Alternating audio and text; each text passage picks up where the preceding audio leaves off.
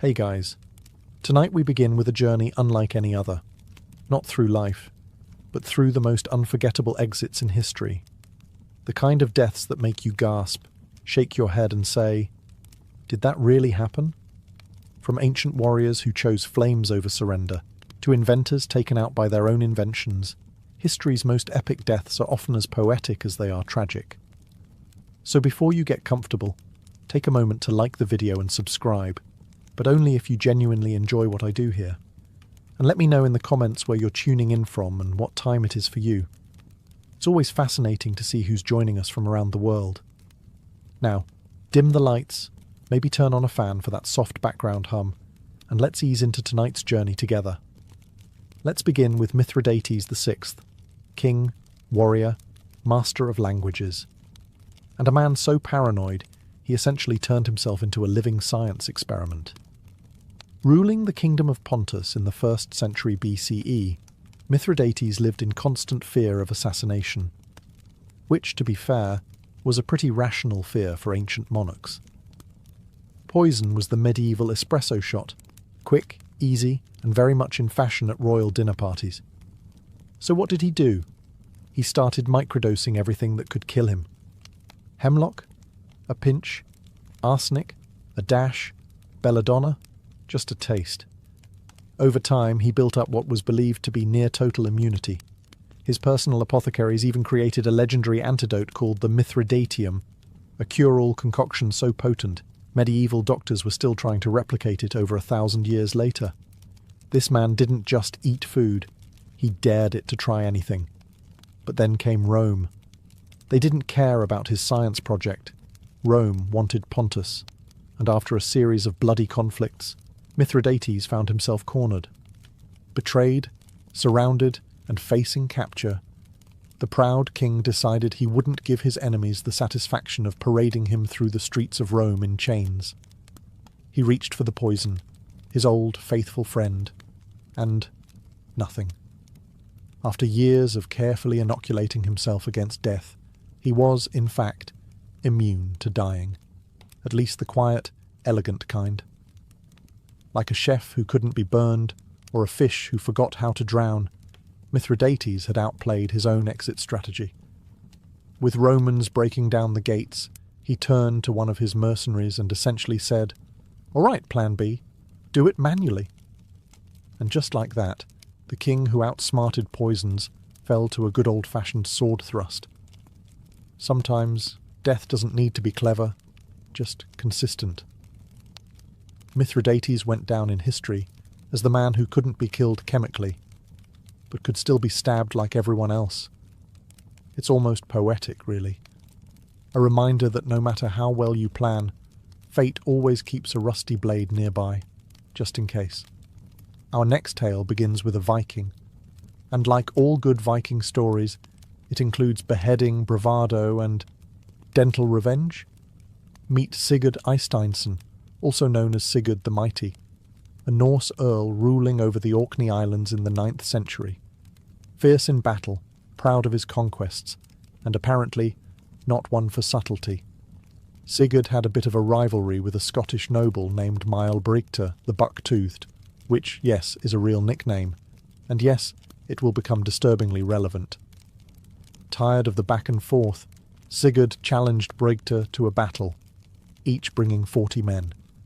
But Sigurd, in true Viking fashion, cheated. He brought 80. The math was not in Brigte's favour. The result? Total massacre. Sigurd beheaded Brigte in the chaos, and, in a bold move that can only be described as extra, tied the severed head to his saddle as a trophy on his victory ride home. This is where things go south. As Sigurd galloped through the countryside, feeling like a war god, Brigte's head bumped along beside him, swinging against the horse, and as fate would have it, one of Brigte's famously large teeth scraped Sigurd's leg. Just a scratch. Nothing to worry about, right? Wrong. This was the 9th century. There were no antibiotics, no neosporin, not even a bandage. The wound became infected. Sigurd fell ill, and within days, he died. That's right. He was killed by the tooth of a man he had already beheaded. Bright didn't win the battle, but he definitely won the grudge match. It's the kind of story that feels like it belongs in a myth. A warrior punished for arrogance, felled by the smallest, most ironic detail. A literal bite from the past. And while Viking sagas are often filled with dramatic deaths, flaming ships, and curses from angry gods, few are as poetically absurd as this one. Sigurd rode home thinking he had won. Instead, he became the punchline in one of history's most bizarre obituaries. So let that be a lesson. Even in victory, check your saddle. And maybe don't strap enemy heads to your horse. You never know what teeth are plotting. Let's talk about Pyrrhus of Epirus, a man so good at winning battles that he lost entire wars just proving the point. This was no minor noble. Pyrrhus was the cousin of Alexander the Great, a military prodigy, and a persistent thorn in the side of Rome. He was known for Pyrrhic victories. That's when you technically win, but lose so much doing it that you might as well have stayed home and done laundry. After years of exhausting campaigns, heroic charges, and shouting at elephants to do what they were told, Pyrrhus ended up in Argos, trying to sort out yet another Greek political mess. It was late. He was tired. But honour, and bad decisions, demanded one more battle. So, in the dead of night, Pyrrhus led his troops into the city. But this wasn't a grand cinematic entrance. His elephants got stuck in narrow streets. His soldiers got lost. And by morning, Pyrrhus, the great general, was sword-fighting random enemies in an alley like a drunken tourist in armour. Now here's where fate sharpens its comedy pencil. Above the street, an elderly woman watched the chaos unfold from her rooftop. We don't know her name, but we do know this. She had opinions, and a roof tile. And she decided it was time to participate. With the casual accuracy of someone who had clearly thrown a few things before, probably at chickens, grandchildren, or other invading kings. She dropped the tile. Direct hit. The ceramic shingle clonked Pyrrhus on the head. He fell to the ground like a sack of old turnips.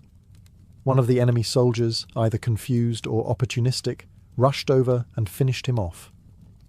Just like that, the man who survived Roman legions, Macedonian politics, and his own ego, was taken out by a Greek grandma and basic building supplies. No epic final duel. No glorious charge. Just a fatal encounter with bad roof maintenance. There's no statue for the woman. No official medal for best use of architectural debris in urban combat. But honestly, there should be. And Pyrrhus. He became a cautionary tale, a reminder that no matter how big your army is, gravity always wins. Next up is Grigory Rasputin, the Russian mystic, healer, and beard enthusiast, whose death has become the gold standard for overkill. Now, Rasputin was a problem, not just politically, but cosmically. He was like that one guy at a party who won't leave, won't stop talking about his spiritual visions, and has somehow hypnotized the host's wife and all her friends. Only in this case, the host was Tsarina Alexandra of Russia, and the party was a crumbling monarchy. Naturally, the Russian nobility wanted him gone. Politely at first, but Rasputin didn't do subtle, so they moved on to murder. Plan A. Poison. They baked him a cake and poured enough cyanide into it to take out a village. Rasputin ate it, smiled, and asked for more.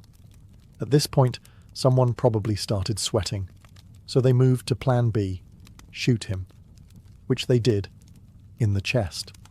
Rasputin dropped. Success. They leaned in to confirm. Bad move.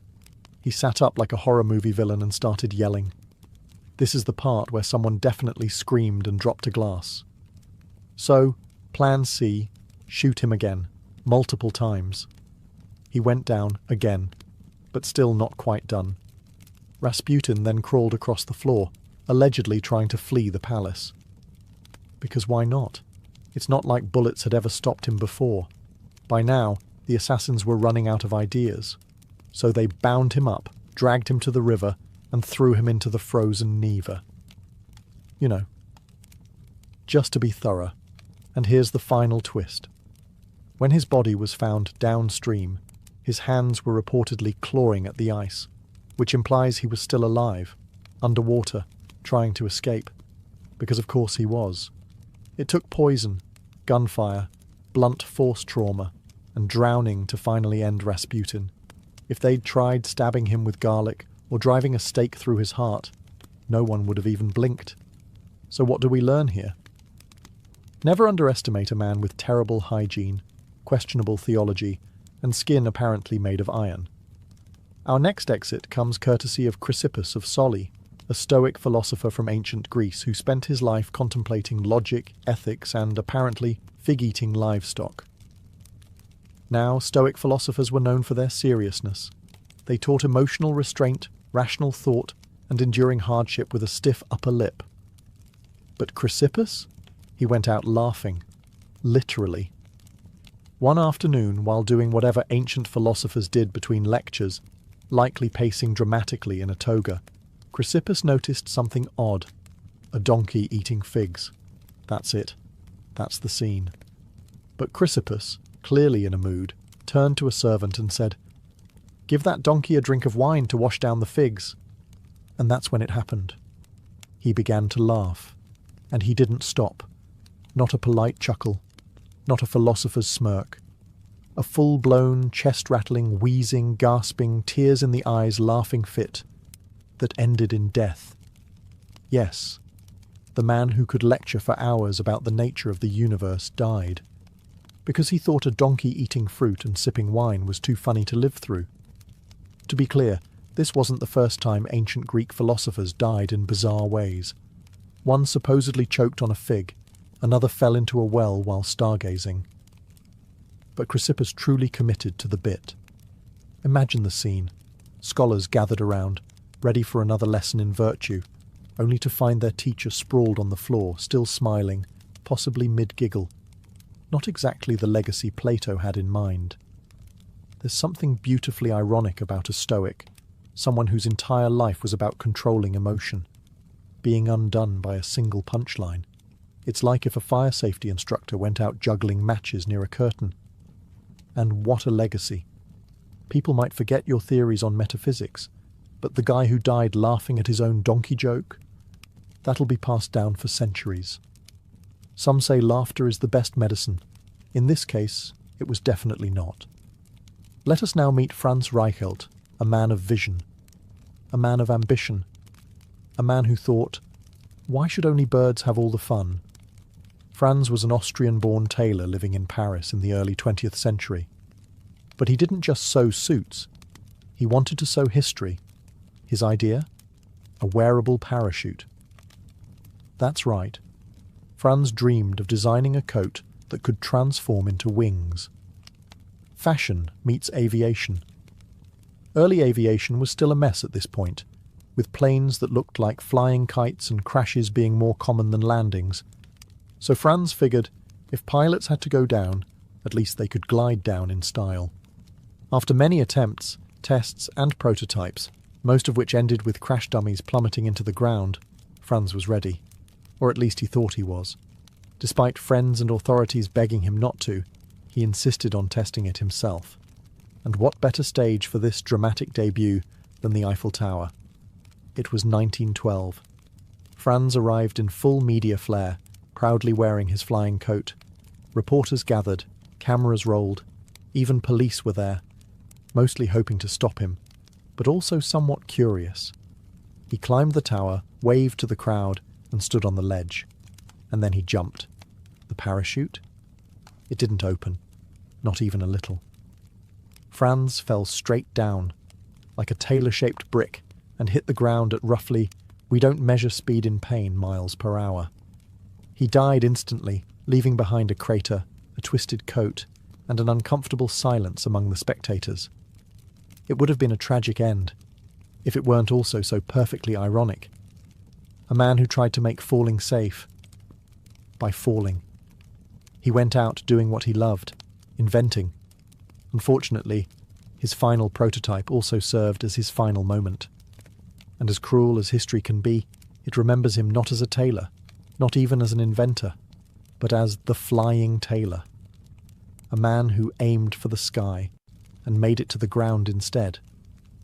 If you thought being a Roman emperor meant eternal glory, flowing togas, and grapes served on silver platters, let me introduce you to Valerian, the only Roman emperor who got captured in battle and then turned into furniture. Valerian ruled during the 3rd century CE, a time when the Roman Empire was cracking like an overcooked lasagna. Plagues, civil wars, barbarian invasions. It was bring your own chaos every year.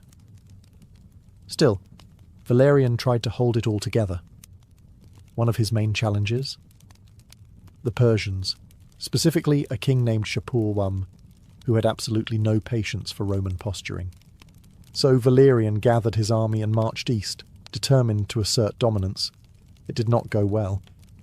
In the Battle of Edessa, the Roman army was obliterated, and Valerian was taken alive. A rarity back then. Capturing an emperor was like catching a unicorn in a bear trap. You'd think Shapur might ransom him or make a diplomatic power play. Nope. Shapur had a better idea. He used Valerian as a literal human footstool. That's right. Whenever Shapur mounted his horse, he had the former emperor brought out to kneel beneath his boots. Daily. Publicly. It's not just humiliation, it's humiliation with choreography. And just when you thought it couldn't get worse, it did. After years of this royal degradation, Valerian died in captivity. How? The sources disagree, but the most colourful version says Shapur had him skinned, stuffed with straw, and displayed as a war trophy in a Persian temple. A warning to Rome. A triumph for Persia. And, let's be honest, a taxidermist's worst day on the job. Rome, of course, was not pleased. They never officially acknowledged Valerian's fate. They acted like he just sort of disappeared. Probably sipping wine in retirement, right? Sure. But Valerian's fate stuck in the historical memory. A mighty emperor brought down by hubris, bad strategy, and a king with a very literal sense of humour. Say hello to King Adolf Frederick of Sweden, a monarch remembered less for ruling a nation and more for losing a duel with his own dinner. Adolf Frederick reigned during the 18th century, a relatively peaceful time in Swedish history. He wasn't known for waging wars, passing sweeping reforms, or writing philosophical treatises. No, he's famous for eating himself to death, and not metaphorically. This was not a poetic, devoured by ambition situation. This was a literal death by buffet. It was Fat Tuesday 1771, the last day before Lent. A perfect excuse to indulge.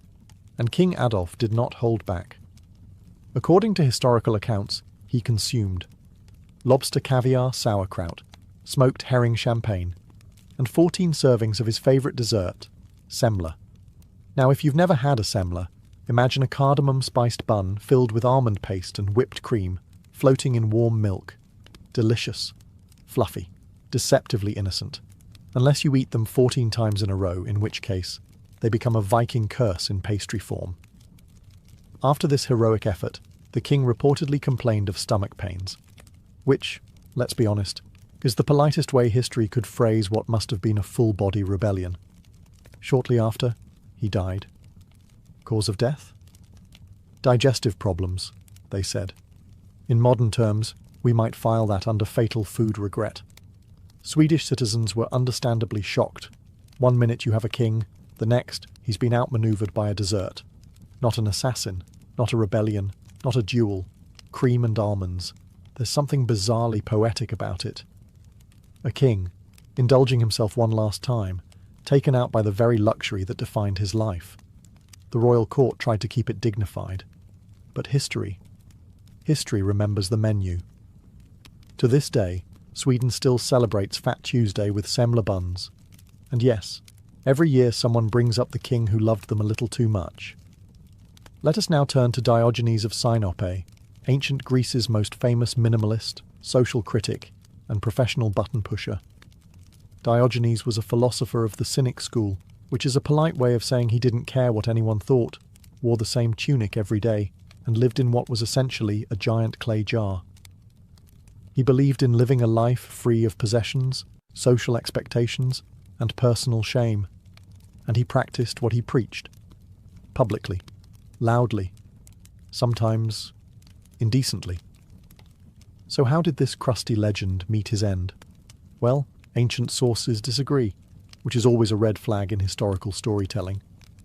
But one of the most entertaining accounts claims that Diogenes died by holding his breath. Yes, voluntarily, as in, I'm done with the world. Let me just not inhale again. Some say it was an act of willpower, a final mic drop in a life dedicated to rejecting society. Others suspect he was just really stubborn and possibly trying to prove a point about controlling his own destiny. Now, to be fair, there are other reported causes of his death. One version says he died from eating raw octopus. Another claims he was bitten by a dog, which, given his love for canine metaphors, feels a little too poetic. But the breath-holding theory? That one stuck. Probably because it's just so Diogenes.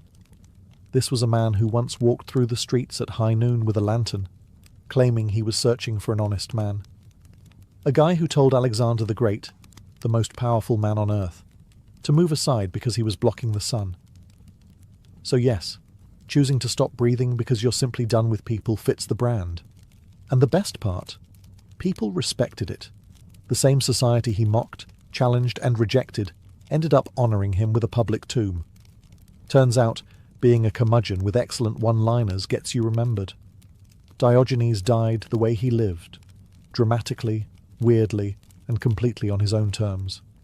Now we come to Marcus Licinius Crassus, a man so wealthy, he made other Roman millionaires feel like part-time pottery vendors. Crassus wasn't just rich, he was obscenely rich. He owned silver mines, real estate, slaves, fire brigades. Yes, he owned fire brigades, which he sent to burning buildings and offered to help if you sold him the property first. Real estate shark, Roman edition. But he wanted more. Not just gold, glory. He'd already made money. Now he wanted to be remembered like Caesar or Pompey, the kind of man who conquered something larger than a tax loophole.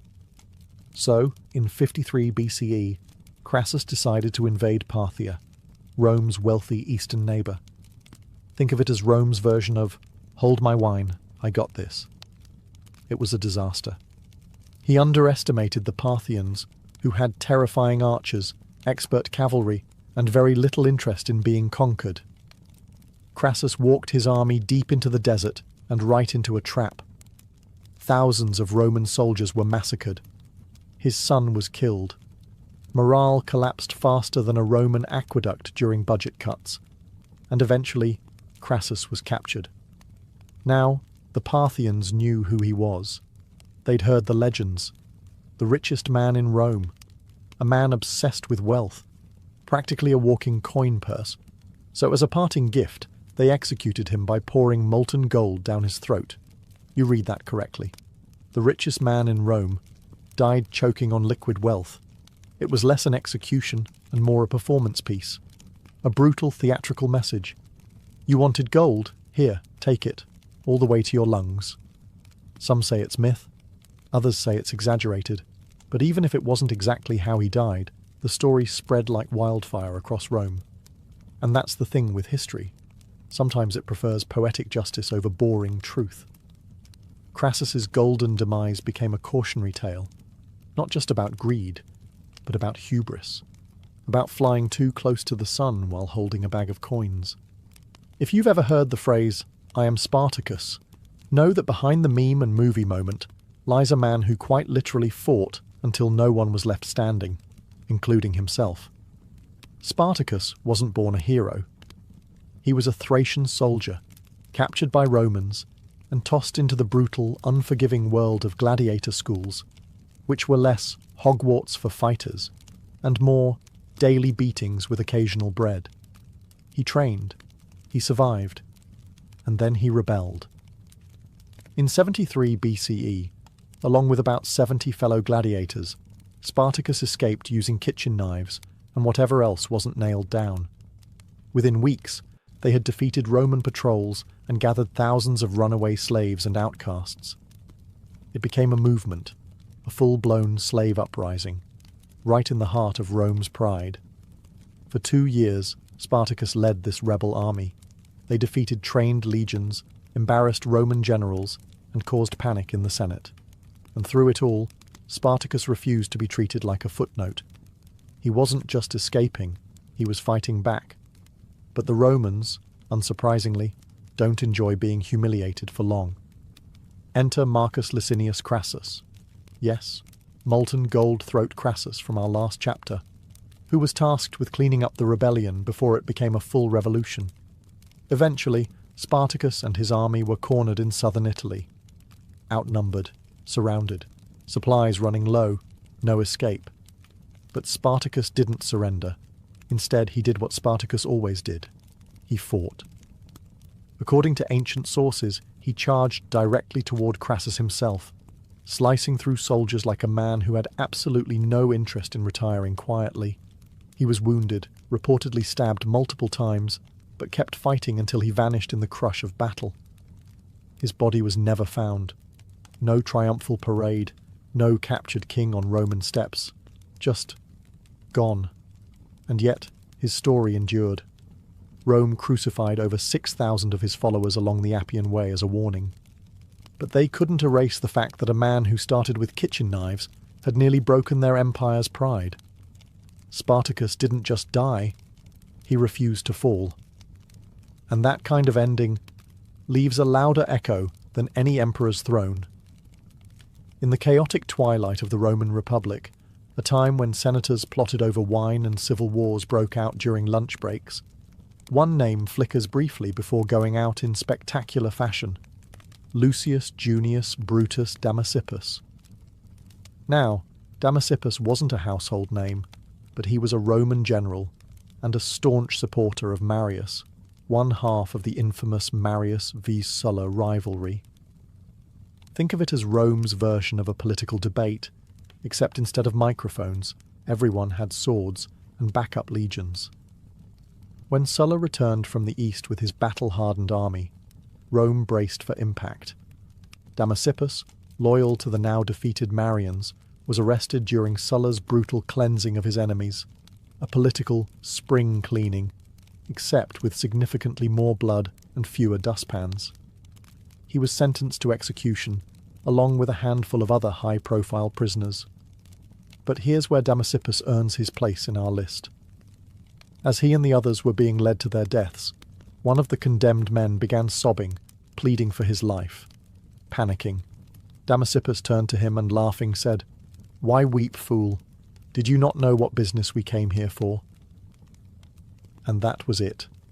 No grovelling, no final meal request, just a sardonic one-liner and a confident walk toward the blade. It's the kind of reaction that screams, "I've read the script and I don't need a rewrite." In an age when last words could be poetic, desperate, or full of regret, Damasippus chose dry sarcasm. He faced death like it was a dull committee meeting, mildly inconvenient, but nothing worth losing your dignity over. Was he a great general? Perhaps not. Did he change history? No. But he went out with more composure than most emperors, kings, or philosophers. And sometimes in history that's enough. He faced the end, not with fear, but with a shrug, a joke, and impeccable timing. If history had a most likely to be assassinated by lunchtime yearbook, Caligula would have been on the cover, in full laurel crown. Smiling, born Gaius Julius Caesar Germanicus, he started out promising. The Roman people loved him, the army adored him. He was the son of a war hero, raised in the imperial palace, and for a brief moment in 37 CE, he looked like Rome's golden boy. Then, the cheese slid entirely off the cracker. Caligula's reign spiraled into a fever dream of paranoia, delusion, and performance art-level governance. He declared himself a god, demanded to be worshipped as such, and, famously, appointed his horse, Incitatus, as a senator.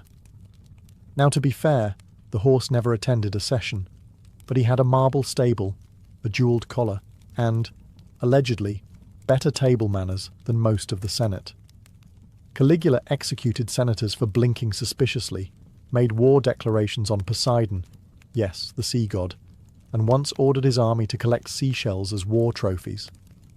This wasn't just madness. It was creative madness. Eventually, even his closest guards got tired of dodging his daily whims. His behaviour was unpredictable, his punishments theatrical, and Rome was tired of being ruled by a man who thought reality was optional. So, in 41 CE, a group of conspirators led by members of the Praetorian Guard, his own security detail, decided it was time for a performance of their own. They cornered him in a corridor beneath the palace.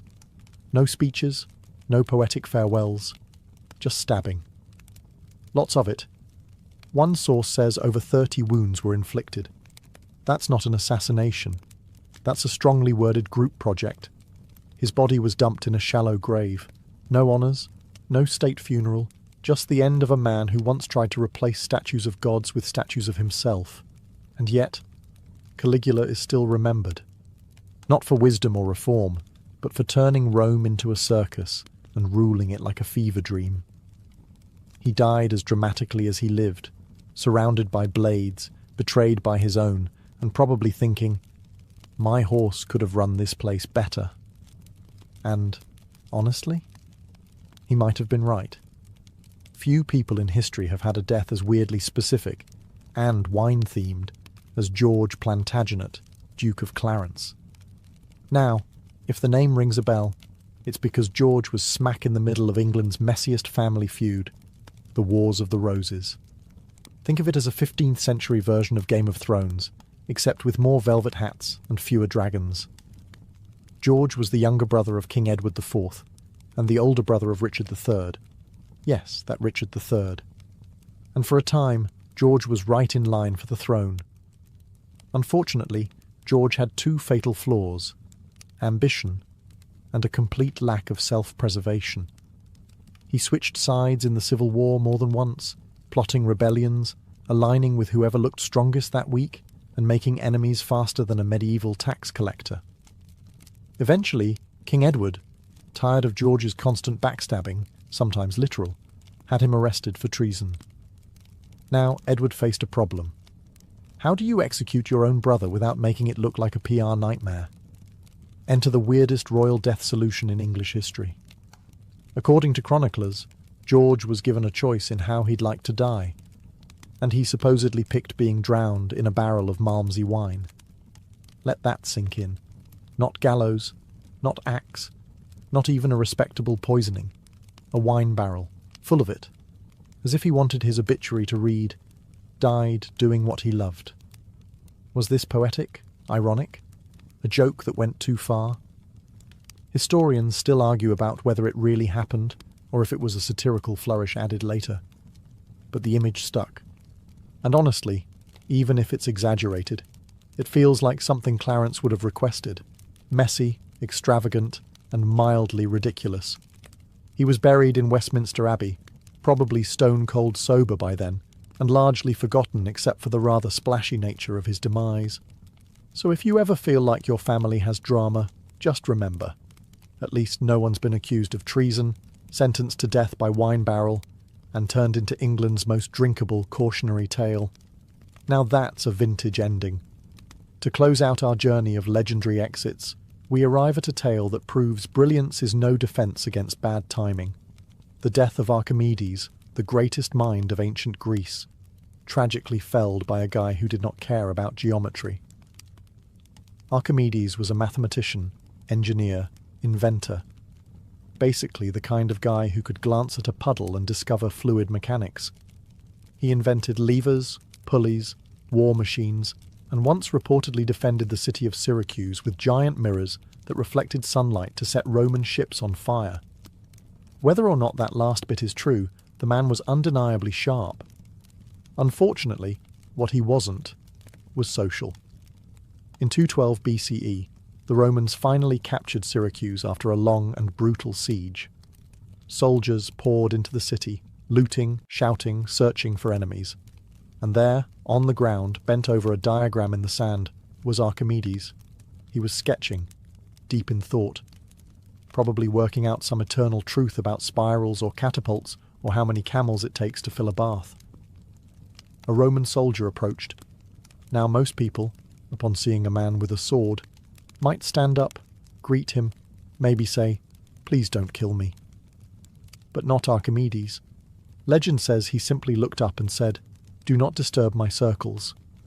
That was it. No plea, no introduction, just a firm boundary about his geometry. The soldier, either offended, confused, or simply not a fan of math, killed him on the spot. A casual, almost bureaucratic end to one of the greatest minds in history. When the Roman general Marcellus found out, he was furious. He'd given strict orders that Archimedes be spared. The man was too valuable, too brilliant to waste. But alas, brilliance is no match for a confused foot soldier and a bad attitude. There's a strange poetry in it. Archimedes, the man who calculated the volume of irregular shapes and invented the screw pump, felled not by a rival genius, but by someone who probably didn't even know what a hypotenuse was. And so, one of history's brightest lights was snuffed out, mid-equation. Let that be a lesson. If you're working on a big idea, maybe look up once in a while, especially during an invasion. Being royalty came with a lot of perks: velvet robes, bottomless feasts, a private choir or two. But as King Henry I of France learned in the 11th century, it didn't come with back support. Now Henry wasn't particularly wild. He didn't ride into battle bare-chested or throw orgies in the throne room. He was a relatively steady ruler, which, in medieval Europe, made him practically a unicorn. He reigned from 1031 to 1060, dealt with some standard rebellions, raised a family, built a church here and there. Nothing too flashy. But he will forever be remembered not for what he ruled, but how he left. The story goes that one day, after sitting for a long time, perhaps in prayer, or more likely just after a really long royal meeting, King Henry stood up too quickly, and that was it. He collapsed. Possibly a stroke, possibly an aneurysm, possibly just gravity asserting dominance. Whatever it was, he died shortly afterward. To be fair, medicine in the 11th century wasn't exactly known for its diagnostic accuracy. The local physician probably waved some herbs over his chest, muttered something about bad humours, and recommended immediate bleeding. Spoiler: it didn't work. And thus, the King of France became one of the first recorded victims of what modern science might call orthostatic hypertension. That weird head rush you get when you stand up too fast and suddenly see stars. Only in his case, it wasn't just dizziness. It was the end credits. Now you might think that dying after standing up is a little too anticlimactic for a king. But consider the symbolism. A man who ruled for decades, made it through wars, plots, and plague, brought down by a swift change in posture. It's like history whispering, even kings aren't safe from leg cramps. In medieval Japan, where honour was often measured in sword strokes and dramatic exits, Sesshu Toyo chose a quieter legacy, one made of ink, silence, and extraordinary patience. Born in 1420, Sesshu was raised in a temple, trained as a Zen monk, and, like most monks, expected to follow a life of meditation, humility, and sweeping floors. Except Sesshu had a problem. He loved to draw. Constantly. Obsessively. Especially when he wasn't supposed to. There's even a famous story that as a child, when punished and tied up for neglecting his duties, he used his toe to draw a mouse on the floor so lifelike that the monks were reportedly startled. That's right. His detention doodles had jump scares. Sesshu later travelled to China to study ink painting at its source. He returned to Japan with a style so bold, fluid, and emotionally charged that it changed Japanese art forever. Landscapes that looked like they were breathed onto the page, mountains that seemed to hover in mist, trees with more personality than most dinner guests. He grew old, painting nature and emptiness, classic Zen themes. But unlike the samurai of his age, who often died dramatically in battle or ritual suicide, Sesshu simply kept painting.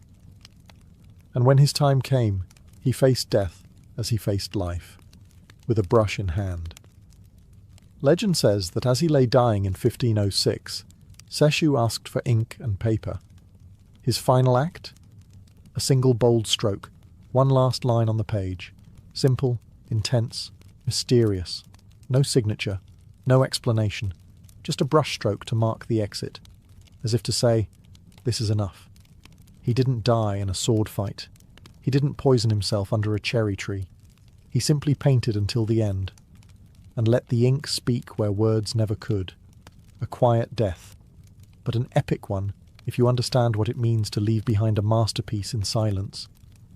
So, next time life feels loud, remember Sesshu. Sometimes the final word is just a line. If you've ever imagined a samurai death as noble, cinematic, and wrapped in cherry blossoms, Saigo Takamori is the man your imagination was borrowing from. Born in 1828, Saigo rose through the ranks as a brilliant warrior, statesman, and eventually a reluctant revolutionary. He helped lead the Meiji Restoration, which modernized Japan, abolished the feudal system, and unfortunately made samurai about as useful as a fax machine in a smartphone world. Many samurai adapted. Saigo did not. As reforms swept through Japan, banning swords, samurai stipends, and everything else that rhymed with tradition, Saigo became the quiet face of discontent. And in 1877, when the Satsuma Rebellion ignited, he stood at the front. It was supposed to be a protest. It turned into a war. Saigo, with a few thousand die-hard warriors, marched against the Imperial Army, a force now armed with rifles, artillery, and significantly fewer nostalgic ideals. For months they fought, outnumbered, outgunned, undeniably doomed. And still, Saigo refused to retreat. Eventually, at the Battle of Shiroyama, the final stand came. Surrounded, wounded, and watching his army crumble, Saigo turned to his remaining men. What followed is still debated. Did he commit seppuku, the ritual suicide of a samurai? Or was he too injured and asked a loyal follower to end it quickly? Either way, he died with his sword beside him, facing the future he helped build, but no longer belonged to. Japan mourned him, then immediately made him a legend.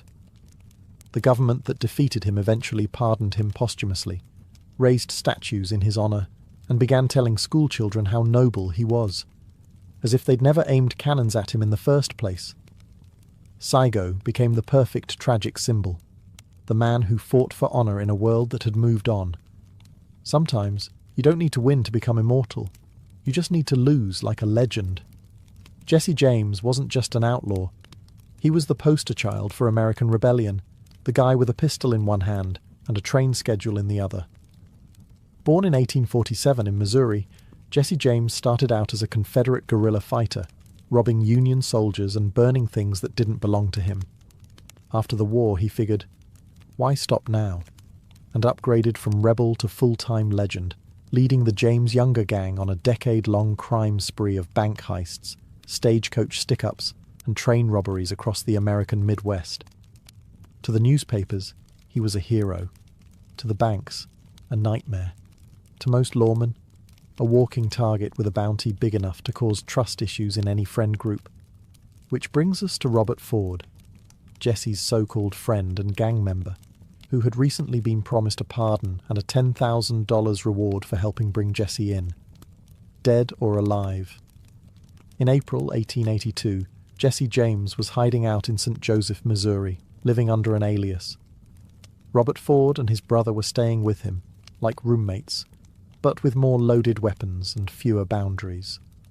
On the morning of April 3rd, Jesse took off his guns, rare, and stepped up on a chair to dust a framed picture on the wall. A domestic moment. A little too peaceful. Ford took out his revolver, aimed at Jesse's back, and shot him in the head. Mid-sentence, mid-movement, mid-dusting.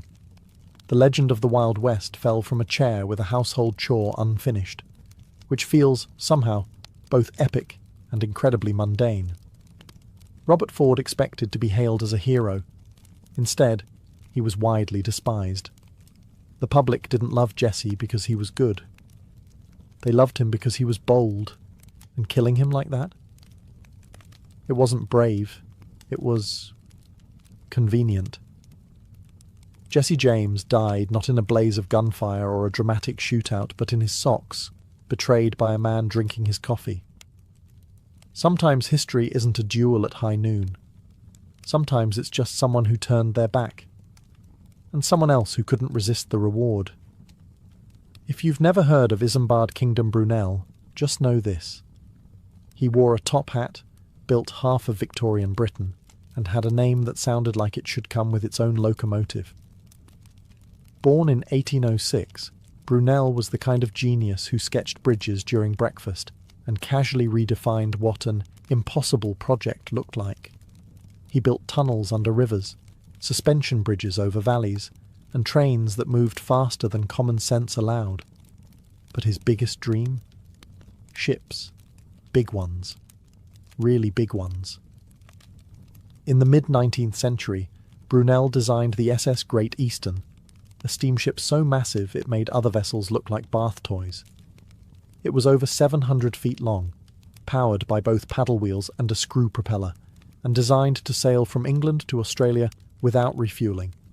It was also, unfortunately, cursed from the start. During its construction, workers died. Fires broke out. A launch attempt failed, twice. One man was literally glued inside a hull panel for days before being rescued. The ship was so heavy it had to be launched sideways, which sounds cool until you realize it almost flattened a warehouse. Brunel, already suffering from stress, chain-smoking cigars like they were oxygen, had a stroke during all of this. And not just anywhere, on the ship itself while watching a demonstration of a new engine room feature. Some say the stress killed him, others say it was the absurd weight of expectation. Either way, he died just days before the ship's maiden voyage in 1859. And here's the kicker. On that first journey, the ship exploded. A steam pipe ruptured. 6 people died. It survived the voyage, but the dream? Already cracked. Brunel's death wasn't as theatrical as a battlefield or betrayal, but it was poetic. He was undone by his own brilliance, pushing the limits of what humanity could build, and forgetting that physics and fate don't always cooperate. So, while most people are buried quietly, Brunel was effectively outlived by a floating skyscraper that nearly collapsed on top of his legacy. Still, bridges stand, tunnels hold, and the hat? Iconic. Sometimes the most epic deaths happen when you dream a little too big, and reality doesn't blink. Cleopatra Selene II was born into a world ablaze with ambition, myth, and political warfare. Her mother was Cleopatra VII, last pharaoh of Egypt, who styled herself as the living goddess Isis. Her father was Mark Antony, Rome's famed general, a man torn between loyalty to the Republic and his love for Egypt's queen. From the moment of her birth in 40 BCE, Selene was more than just a child. She was a symbol, a living promise that Egypt and Rome could rule together, not as rivals, but as partners. She was born in Alexandria, the city of wonders. Imagine growing up under marble colonnades and towering obelisks, where priests chanted in ancient tongues and philosophers argued under star maps. The Library of Alexandria was still breathing, the cult of Isis still powerful. Selene, along with her twin brother Alexander Helios, received a royal education: Greek philosophy, Egyptian religion, and Roman politics. She learned to walk a line few could even see. But despite the incense and ceremony, she was also born into a political trap. Cleopatra and Antony had carved up the Eastern Mediterranean like a wedding cake, giving their children grand titles they had no real armies to back. Little Selene was crowned Queen of Cyrenaica and Libya before she could even speak. Her name meant moon, twin to her brother's sun. But the moon would soon have to learn how to survive in darkness. Back in Rome, Octavian, later Augustus, watched all of this with cold calculation. Antony's alliance with Cleopatra was more than scandalous. It was treasonous. When war broke out between Octavian and Antony, Silene's fate was sealed by adult choices she had no control over. At just 10 years old, she watched her world unravel. The Battle of Actium in 31 BCE ended in crushing defeat for her parents. Her father took his own life. Her mother followed, famously choosing a cobra's bite over a Roman parade. And then, everything changed. Selene, once cradled in gold, was now a prisoner. Orphaned. Captive of the very man who had destroyed her family. But she didn't scream. She didn't collapse. History doesn't give us her words, but it does show us her next move. She did what few royal children did in the wake of catastrophe. She survived. And that was only the beginning. After the dust of Alexandria settled, Cleopatra Selene, barely 10 years old, was taken across the Mediterranean as a war trophy. She arrived in Rome not as a princess, but as a symbol of Octavian's triumph. She and her brothers were paraded through the streets in a chilling spectacle. The children of Cleopatra and Mark Antony, now orphans, dressed in chains of gold, walking in the shadow of the man who had crushed their dynasty. Imagine that for a moment. The daughter of gods paraded like loot. The same streets where Julius Caesar had once been hailed were now her stage of humiliation. But Selene didn't cry. No records speak of weeping or rebellion. Instead, the Roman crowd, expecting a sobbing child, saw a young girl who carried herself with eerie poise. Some even say the crowd pitied her. And in Rome, pity could be more powerful than fear. Octavian, soon to be Augustus, wasn't stupid. Killing the children of Antony and Cleopatra would stain his carefully crafted image of mercy and civilization. So he handed them over to his sister, Octavia, who also happened to be Antony's former wife. A cruel twist? Certainly. But it turned out to be a blessing in disguise. Under Octavia's roof, Selene was given education, protection, and, surprisingly, a second chance. The woman whose marriage Antony had betrayed now became Selene's guardian.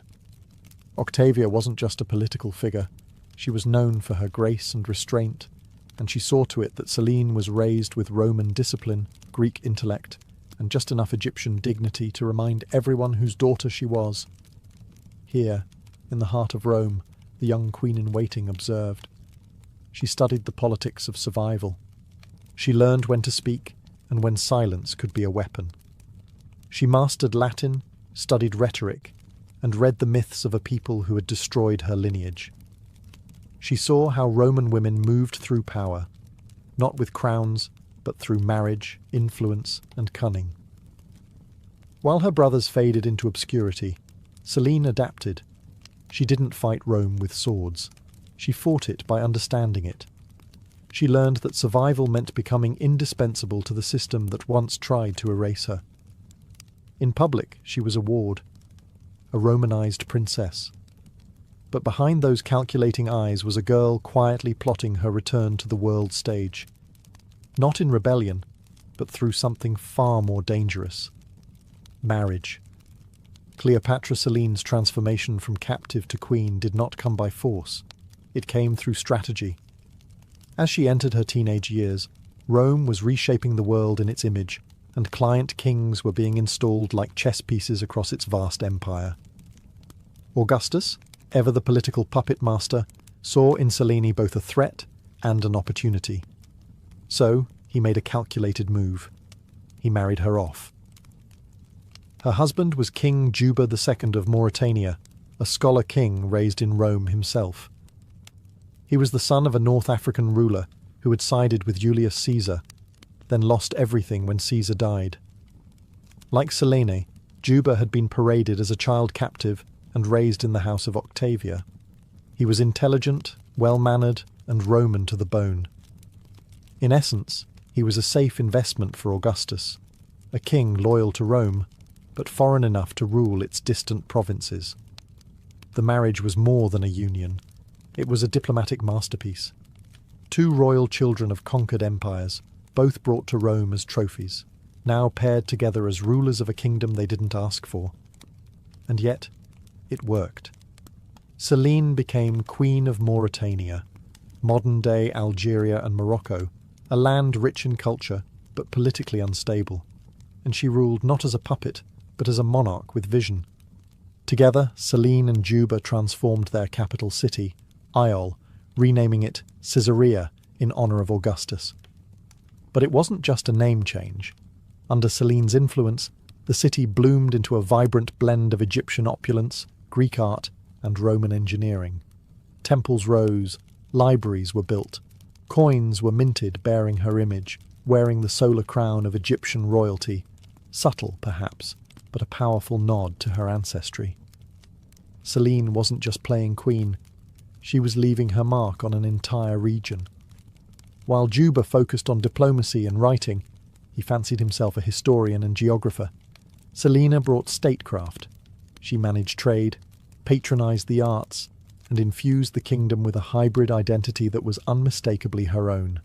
Here, far from Rome's shadow and Alexandria's ruins, Cleopatra Selene didn't just survive, she thrived. Her life, once shattered by politics and bloodshed, had become something rare in the ancient world, a tale of quiet reclamation. She was no longer a symbol. She was a sovereign, and she wasn't finished yet. Cleopatra Selene was not content to be a ceremonial figure or a quiet consort to Juba II. She had been born into empire, tutored by tragedy and sharpened by humiliation. Now, with a throne beneath her and a kingdom at stake, she brought forth something Rome had never quite seen, a queen who blended three civilizations into one vision. Mauritania had always been a cultural crossroads. Berber tribes, Phoenician traders, and Carthaginian ghosts haunted its coasts. But under Selene, this mosaic became deliberate. She didn't impose Egyptian dominance, nor did she bow entirely to Roman tastes. Instead, she fused them, cleverly and intentionally. She oversaw the building of massive public works, harbours, temples, markets. Roman aqueducts snaked through cities that echoed with Egyptian symbolism. Statues of Isis stood near Roman forums. Greek theatres thrived alongside African-style craftsmanship. The result wasn't confusion, it was harmony. A kingdom that felt ancient and modern at once, loyal to Rome, but uniquely its own. And through it all, Selene remained visible. This was rare for a queen in a client kingdom. She appeared on coins, not behind her husband, but beside him, wearing royal regalia that harkened back to Ptolemaic queens. The solar disk, the vulture crown, symbols of divine rulership. These were quiet declarations. Egypt may have fallen, but its lineage breathed through her veins. More than anything, Selene understood diplomacy as art. She played Rome's game, but didn't let it consume her. She hosted emissaries, managed grain exports, and reportedly had a hand in the kingdom's taxation policies, especially in cultivating wealth through trade with the Mediterranean. Mauritania, under her watch, became a valuable Roman ally, not because it bowed low, but because it worked efficiently and profitably. And while Rome's upper classes whispered of her exotic bloodline and the legacy of her infamous mother, Selene gave them nothing scandalous to pounce on. No affairs, no uprisings, just progress, balance, and quiet dominance. Yet, even in her success, the memory of Alexandria lingered. The collapse of her dynasty, the cobra in the basket, her father's sword, it never left her. But instead of reviving that fallen legacy, she encoded it into her rule. Her kingdom became a sanctuary of synthesis. She did not rebuild Egypt. She reimagined it, thousands of miles away, on Berber soil. And in doing so, she made Mauritania a dynasty of her own. Cleopatra Selene had always lived in the in-between. She was Egyptian by blood, Roman by upbringing, and now North African by throne. Yet rather than choosing one identity, she mastered all three. She was a daughter of Isis, but also a Roman matron. a Hellenistic intellectual, but a ruler of desert tribes. In every role she played, she was both, and more. But this duality wasn't just a clever trick of politics. It was survival. Selene knew what happened to women who leaned too far into ambition. Her mother had done so, and died as a villain in Roman eyes. She knew Rome admired docility in its queens, not daring. So she walked a tightrope, always regal, always composed. She didn't court scandal. She courted influence. One of her sharpest tools was symbolism. On Mauritanian coins, her image was more than decorative. She revived the solar crown of the Egyptian pharaohs and paired it with Roman styles. Laurel wreaths, togas, Latin inscriptions. These coins circulated across Africa and the Mediterranean, quietly reminding traders, nobles and Roman officials alike. The blood of Cleopatra still ruled, and her influence went beyond aesthetics. Selene encouraged religious fusion. The cult of Isis was permitted to flourish in Mauritania, but so were Roman deities like Jupiter and African spirits local to the region. This wasn't religious tolerance. It was political cohesion. She understood what Augustus had done in Rome, unite a diverse people through a shared pantheon. Now she did the same, subtly, in her own kingdom. Yet for all her elegance and poise, Selene was never just a background figure to her husband. Contemporary accounts and archaeological evidence suggest she played a crucial role in court decisions. Some historians believe she even governed in Juba's absence, issuing edicts, managing grain fleets, and settling tribal disputes. She wasn't just a queen. She was a partner in power. And perhaps most remarkably, she did all this without war. Cleopatra Selene's reign was defined by stability, something rare in the ancient world, and even rarer for a woman of her lineage. She didn't need to conquer lands. She conquered imaginations. In Rome, she had once been paraded as a prize. Now, she was a sovereign whose name commanded respect from senators and merchants alike. Not through fear, but through intelligence. A queen who had every reason to burn with vengeance, yet chose strategy instead. As Cleopatra Selene II settled into her role as Queen of Mauritania, her most lasting legacy began to take shape, not in marble or coin, but in the form of her son, Ptolemy of Mauritania. Born into this carefully balanced dynasty, Ptolemy was the final thread of a once glorious bloodline that stretched from Macedonian conquerors to Egyptian gods. Through him, Selene hoped to secure the continuity of everything she had rebuilt from ruin. She raised him not merely as a prince, but as a living synthesis of empire. Ptolemy's education was elite, befitting someone with blood ties to both Julius Caesar and the Ptolemies. He learned Latin law, Greek philosophy, and Egyptian religious customs. And most importantly, he learned diplomacy from the best possible teacher, his mother. Selene likely saw herself in the boy. Like her, he was born into a political chess game. Like her, he would have to survive in a world where lineage could be both a crown and a curse. But unlike her, Ptolemy had the benefit of stability, of growing up in a kingdom his mother had already moulded into a sanctuary of balance. Yet Selene wasn't naive. She had seen how quickly dynasties fall when heirs grow soft or reckless, so she prepared him. Not with swords, but with the tools of negotiation, politics, and culture. She ensured he would be fluent in the languages of power, literally and figuratively. But perhaps most fascinating is that Selene never tried to resurrect Egypt through her son. She knew better. The world had changed. Augustus ruled with iron control, and any attempt to revive old claims would be crushed. Instead, she quietly embedded Egypt into Mauritania's soul, through temples, imagery, customs, and passed that subtle legacy to Ptolemy.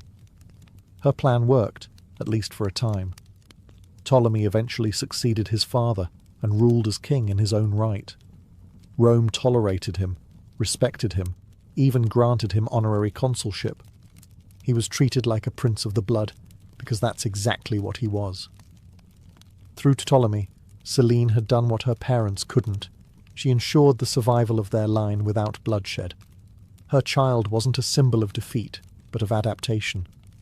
and through him, her silent empire endured just a little longer. History often favours the loud, the conquerors, the revolutionaries, the mad emperors.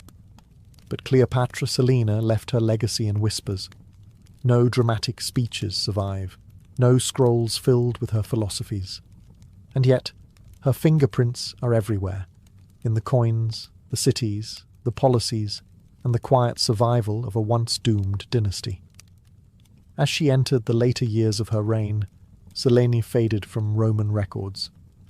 Some historians interpret this silence as political erasure. Others believe it was by her design. After all, visibility in Rome came with a price, especially for a woman with her ancestry. Perhaps she preferred to rule from the shadows, effective, invisible, and untouched by scandal. There are no records of scandal in her life. No betrayals, no affairs, no executions ordered in passion. That, in itself, is remarkable. Selene navigated a world defined by male egos, shifting alliances and cultural prejudice without once giving her enemies a foothold. She understood power not as something to flash, but to wield subtly. And perhaps that subtlety was her revenge. One of her most powerful acts may have been the absence of vengeance. Unlike her mother, she never sought to reclaim Egypt. She didn't challenge Augustus or agitate against Rome.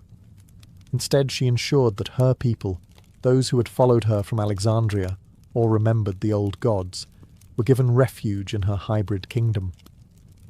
Archaeological findings suggest Mauritania, under her reign, saw a fusion of religious practices: Egyptian funerary art found alongside Roman mosaics, North African shrines dedicated to Isis nestled beside altars to Jupiter.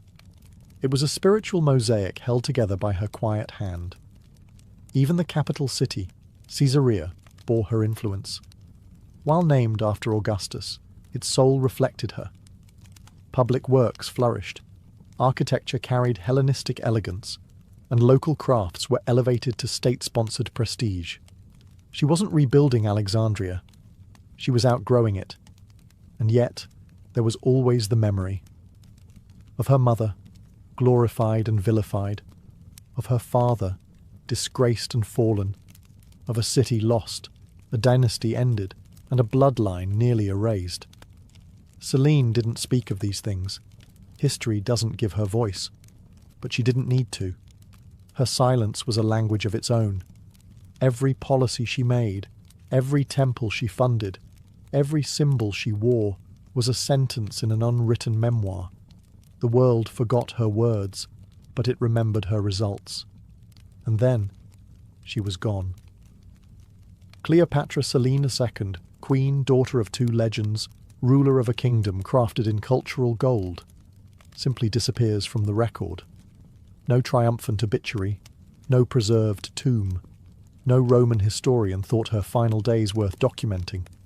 For someone born amid fireworks of history, her end came like a fading candle. We can estimate her death around 5 BCE, based on the abrupt absence of her name from official documents and coinage. One day she was co-ruling Mauritania. The next, only Juba II appeared on the currency. No fanfare, no funeral inscription, just silence. But that silence is telling. In ancient royal circles, a quiet exit often meant one of two things. Either she died naturally and was mourned in private, or someone had reasons to erase her. And considering the political tightrope she walked for decades, both are possible. Still, there's no hint of scandal. Juba continued to rule after her death, but Mauritania never shone as brightly again. He married again, to Glaphyra, a Cappadocian princess. But that marriage ended quickly, and with far less legacy. Juba wrote books, governed dutifully, but something about the realm seemed dimmer. Selene, it seemed, had been more than queen. She had been the soul of the court.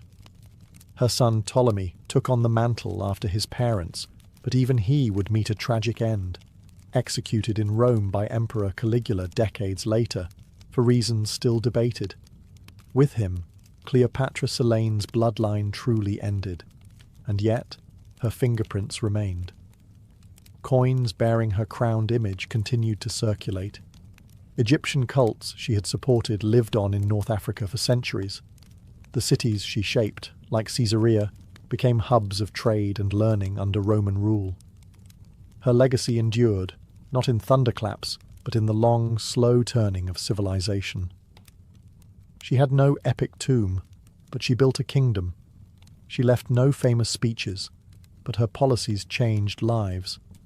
She raised no armies, but she conquered the chaos left by her parents and turned it into order.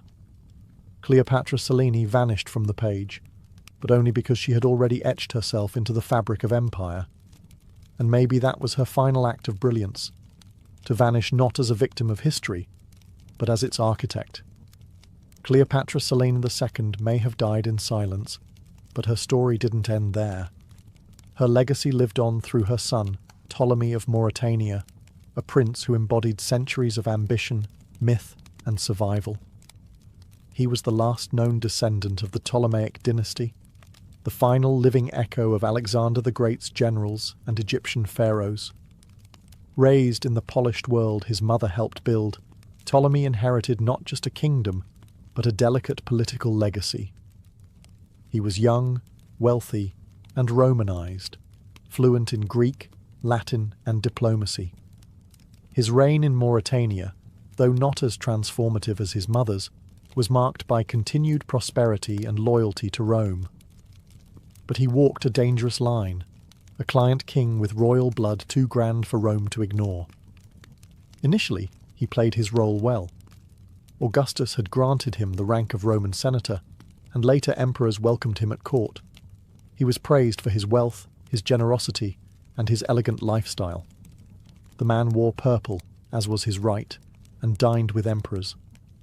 But with every nod of favour came a whisper of envy.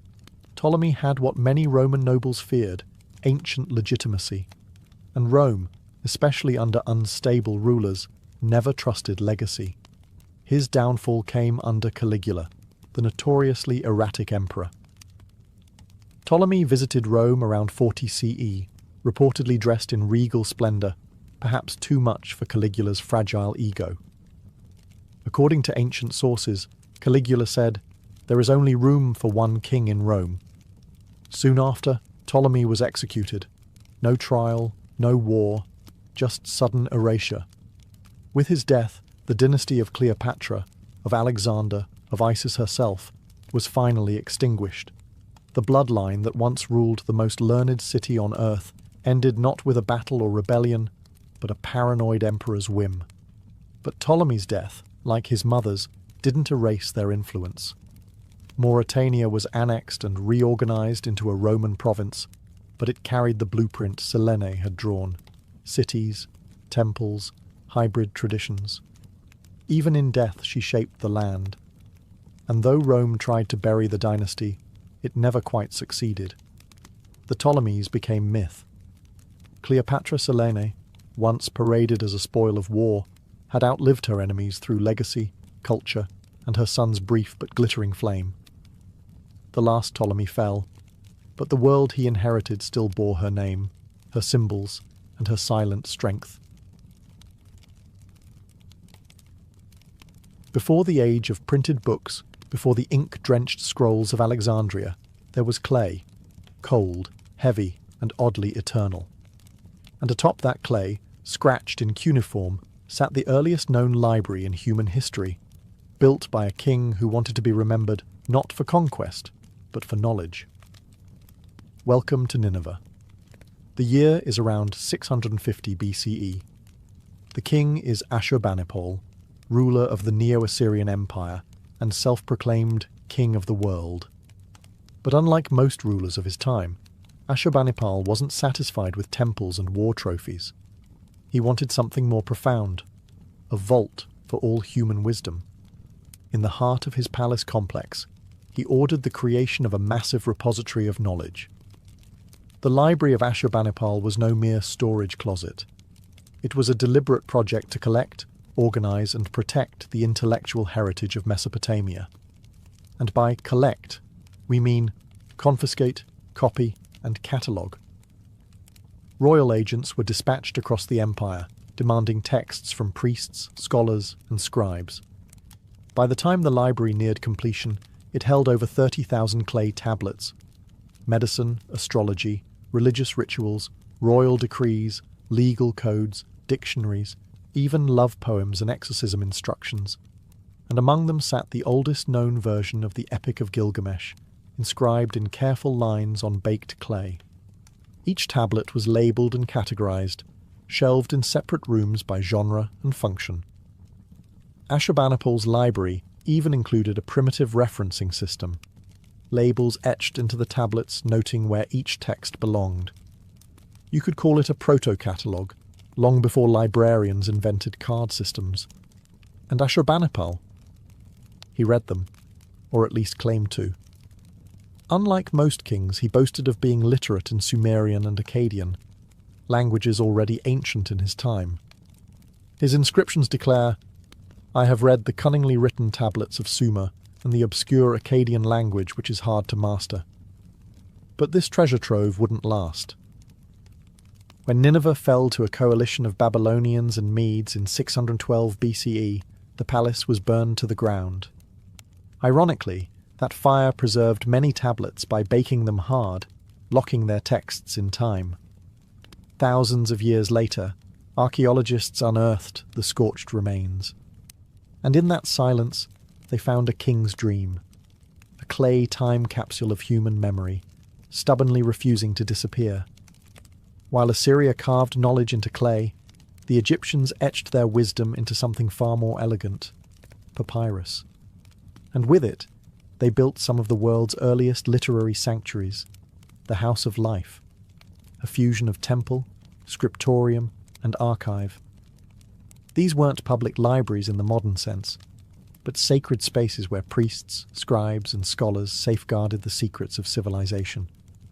Located in major temple complexes like Abydos, Thebes, and Edfu, the House of Life was considered a living institution, intimately tied to the gods, especially Thoth, the deity of wisdom, writing, and magic.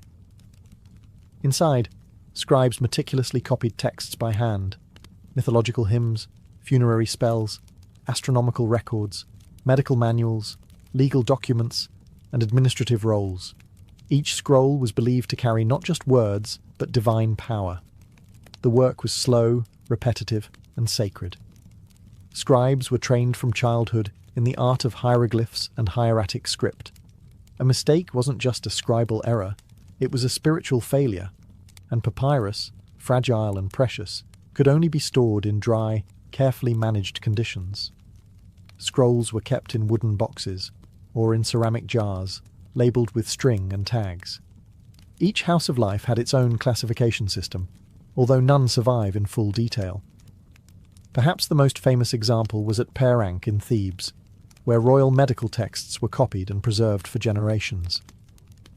It's likely where the Ebers Papyrus, an ancient Egyptian medical treatise filled with remedies, incantations, and surgical guidance, was produced and transmitted. But access to these libraries was highly restricted. They were not places of public enlightenment, but elite workshops for priests and royal advisors. Knowledge in Egypt was power, and power was guarded jealously. What you knew could determine your social rank, your religious role, or your fate in the afterlife, especially when your knowledge included spells from the Book of the Dead.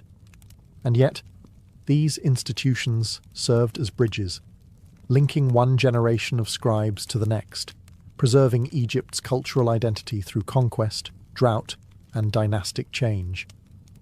When invaders came, Persians, Greeks, Romans, the houses of life faded.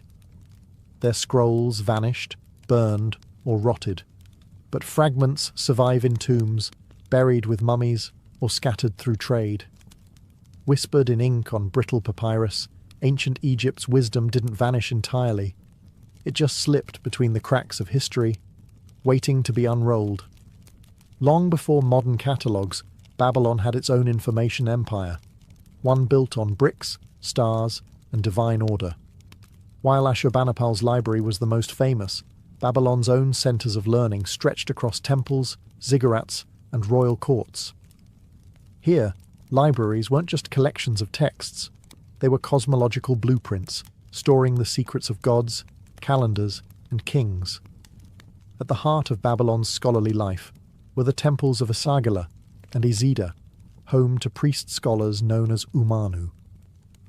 These men weren't just scribes, they were mathematicians, astronomers, healers, and astrologers, and their libraries were compact, durable, and incredibly specific. Clay tablets filled with lists, omens, rituals, and calculations were carefully stacked in clay jars or pigeonholed into walls like ancient filing cabinets. One of the most remarkable Babylonian contributions was the Enuma Anu Enlil, a vast collection of celestial omens. It recorded thousands of years of star and planet observations, linked with predictions about war, plague, or prosperity. These texts weren't simply academic. They were consulted before royal decisions, battles, and even coronations. In a world ruled by signs, these tablets were oracles. And Babylon didn't stop with astronomy. Their libraries contained mathematical texts that demonstrate complex geometry and early algebra. The Plimpton 322 tablet, for instance, contains trigonometric calculations that predate Greek mathematics by over 1,000 years. To modern scholars, it reads like the rough draft of a calculus textbook. Babylonian scribes used a system of colophons, tiny notes at the end of tablets that told you the scribe's name, the source, and sometimes warnings against stealing or misusing the knowledge.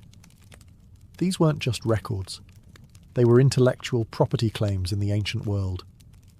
But as Babylon passed from one conqueror to another, Hittites, Persians, Greeks, the libraries fell into decline. Many tablets were looted or broken, their fragments scattered in layers of rubble beneath centuries of dust.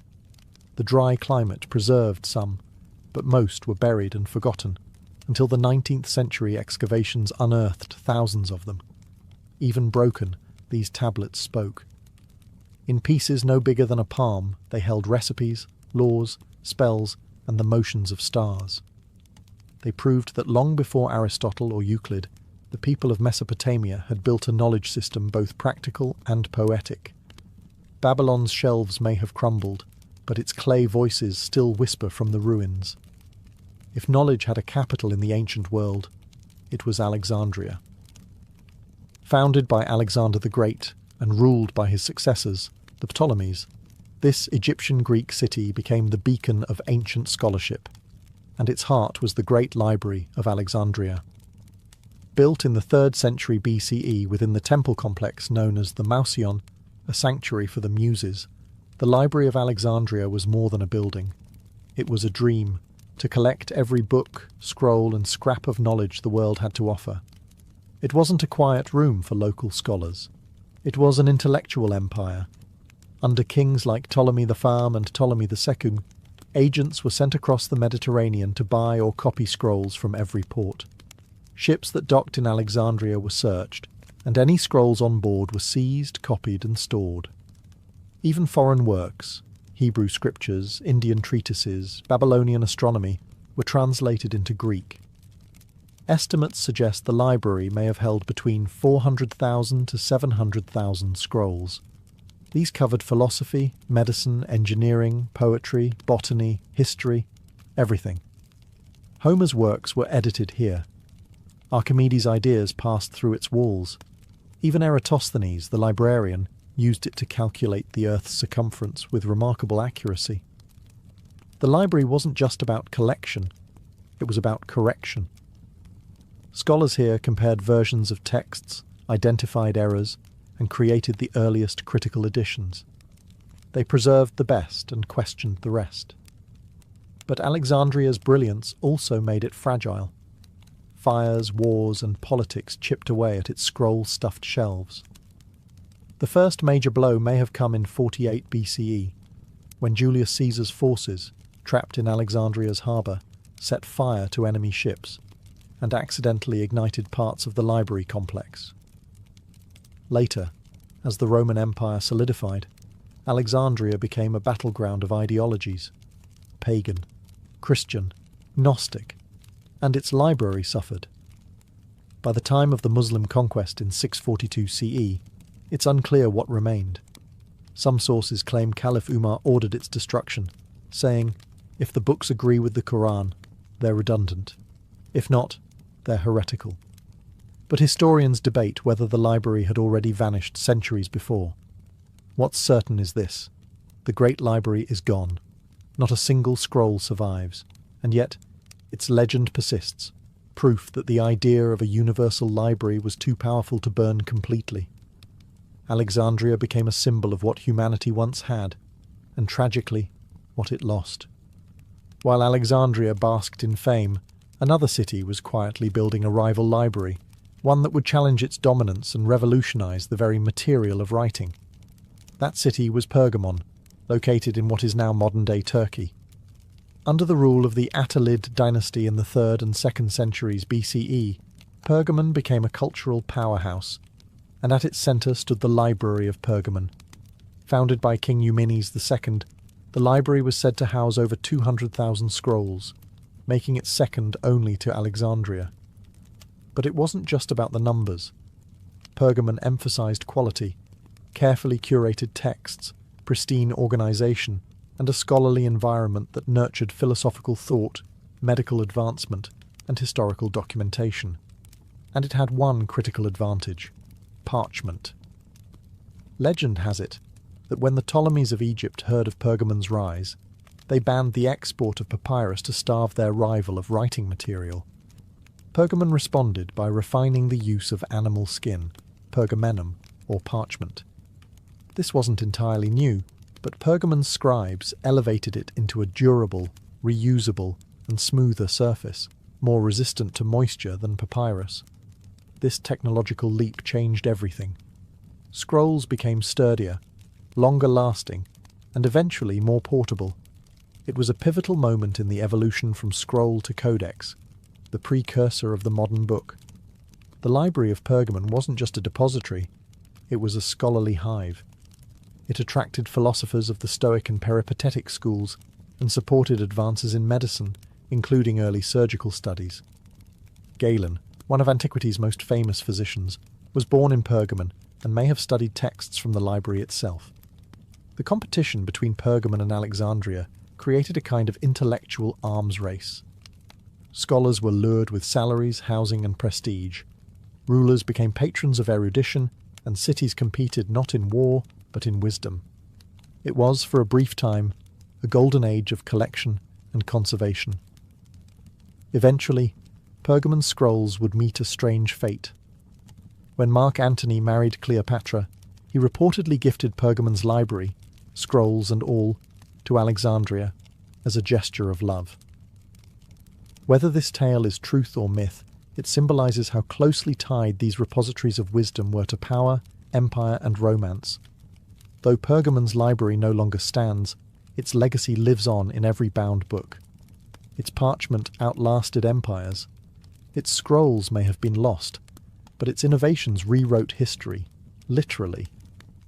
While the Mediterranean world was trading scrolls and perfecting parchment, across the globe, ancient China was building its own literary empire, one rooted not in myth or firelight, but in bureaucracy, history, and an unwavering respect for the written word. The libraries of the Han dynasty, 206 BCE, 220 CE, weren't just storehouses of knowledge. They were instruments of government, identity, and order. The Han emperors understood something vital. Whoever controls the records controls the narrative. So they created an imperial effort to collect, copy, and standardize texts. This was not just about preserving classics, it was about shaping culture. Confucianism had become the state ideology, and its foundational texts, like the Analects, Book of Rites, and Book of Documents, were meticulously curated and enshrined in imperial libraries. The most notable of these was the Imperial Library at Chang'an, the Han capital. Unlike the Library of Alexandria, it was not open to wandering scholars. It was a state archive, overseen by court historians, scholars, and scribes. Within its walls were not only literary works, but also census records, astronomical observations, maps, legal codes, and genealogies. Every stroke of ink on bamboo strips or silk scrolls was backed by the weight of empire. One of the most influential librarians in history emerged from this system. Liu Xiang, a Han scholar tasked with organizing the imperial collection. He didn't just catalogue books, he edited and annotated them, often deciding which versions of texts would survive.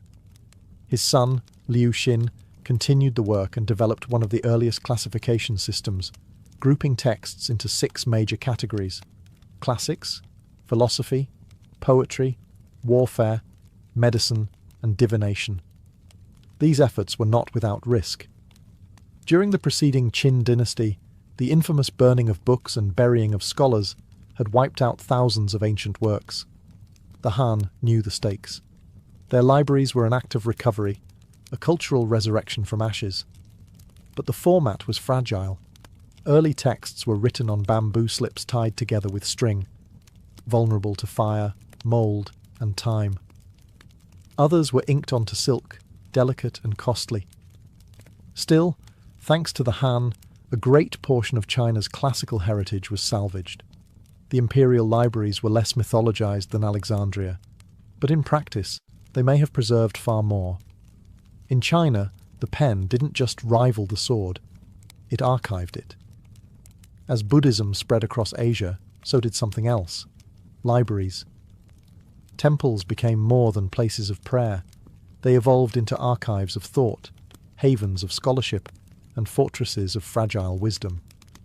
From India to China, Tibet to Japan, the Buddhist world built repositories that treated books not as tools, but as sacred objects. The tradition began in India, where early Buddhist texts, sutras, were memorized orally by monks. But as the canon expanded, so did the need to write it down. Palm leaf manuscripts were inscribed in ink, tied with string, and wrapped in silk or cloth.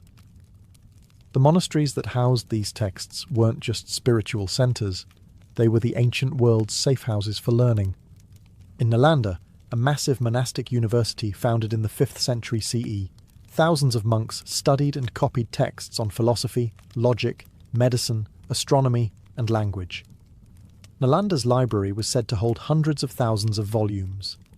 According to tradition, it was divided into 3 buildings: Ratnasagara, Ocean of Jewels; Ratnadadi, Sea of Jewels; and Ratnaranjaka, Delight of Jewels, each housing increasingly rare and sacred works. Nalanda's library burned for months when it was destroyed by invading forces in the 12th century. The flames didn't just consume paper, they devoured generations of thought, debate, and spiritual insight. Meanwhile, in Tibet, Buddhist libraries took on an even more mystical role. Texts were often engraved onto wooden printing blocks or preserved in hand-copied manuscripts. Entire rooms were filled with kangyur, the Buddha's words, and tengyur, commentaries, wrapped in cloth and stored horizontally in shelves built into monastery walls. Each manuscript was a relic. To copy one was an act of devotion. In China and Japan, Buddhist libraries adopted local innovations. The invention of woodblock printing in China allowed for the mass production of sutras, and Japan's Ishiyamadera temple became a hub for storing thousands of scrolls. Monks often buried sacred texts in stone containers, sutra mounds, to protect them from war or decay, believing the words would emerge again in a future, more enlightened age. In the Buddhist world, libraries weren't just places, they were acts of compassion. Preserving a text was preserving the Dharma. Shelves were altars. Ink was prayer. These sacred libraries may have been quiet, but their influence resonated across continents, carrying peace, logic, and enlightenment, one manuscript at a time. When we imagine ancient libraries, we often think of scrolls and parchment, temples and marble. But across the oceans, in the Americas, civilizations were building their own repositories of knowledge.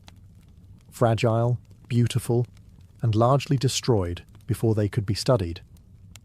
What we lost in the Maya, Aztec, and Inca libraries is not just text, it's an entire world view. The Maya were among the most literate pre-Columbian cultures.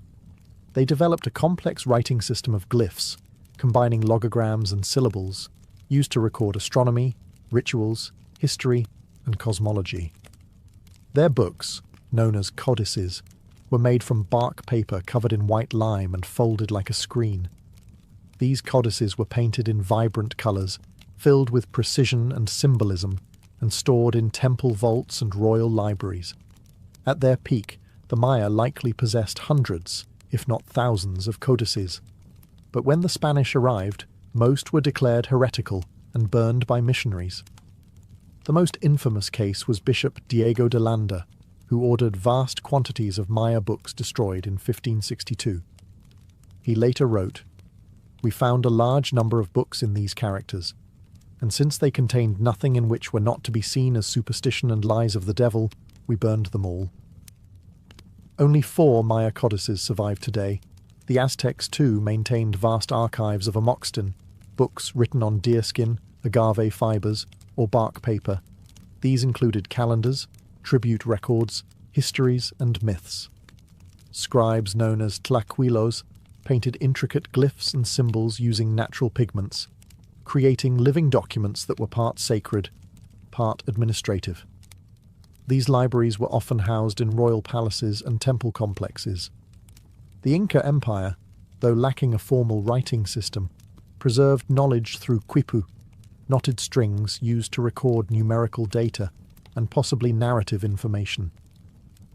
Stored in state archives, these bundles were read by trained officials called quipucamayos and used to manage the vast empire's census, taxes, and military logistics. But the arrival of European conquest brought brutal cultural erasure. Libraries were torched, quipu burned or buried, and entire intellectual traditions silenced within a generation. Unlike Alexandria or Nineveh, there were no great fires we can point to, just waves of colonial policy and missionary zeal that erased centuries of wisdom. The libraries of the Americas didn't just vanish, they were deliberately unremembered. And the silence they left behind still echoes, louder than words. The story of ancient libraries is not just a tale of preservation, it's a tragic chronicle of loss. Ashurbanipal's clay tablets survived only because fire accidentally baked them solid. The scrolls of Alexandria vanished into smoke. The Maya codices were burned by fearful hands. The Buddhist texts of Nalanda turned to ash under invasion. Time, conquest, and neglect conspired again and again to erase what was once considered eternal. It's estimated that more than 90% of ancient literature is lost. Whole genres have disappeared. Comedy plays of the Greeks, engineering manuals of the Romans, medical treatises from India, historical records from the Americas. We have the names of thousands of works, but not the words. Their absence is a void we can still feel. But why did so much vanish? Part of the answer lies in material. Clay cracks, papyrus decays, bamboo moulds, parchment burns. Books before printing were delicate, often unique and vulnerable to even mild humidity. One leaky roof could ruin centuries of accumulated thought. War was worse. Invaders didn't just burn libraries, they erased identities. In ancient times, destroying a people's books was as strategic as destroying their armies. The other part of the answer is political. Knowledge is power, and power is selective. When regimes changed, so did the libraries. New rulers purged old ideologies. Heretical scrolls were destroyed, rival authors erased, entire schools of thought lost because they no longer fit the ruling narrative. And yet, fragments remain. Clay shards pulled from ruins, charred scrolls unrolled by modern technology, echoes of lost books quoted in surviving ones, a Roman historian referencing a vanished Greek poet, a Buddhist monk's copy of a manuscript that survived the burning of its original. A Maya glyph scratched into a temple wall no missionary ever found.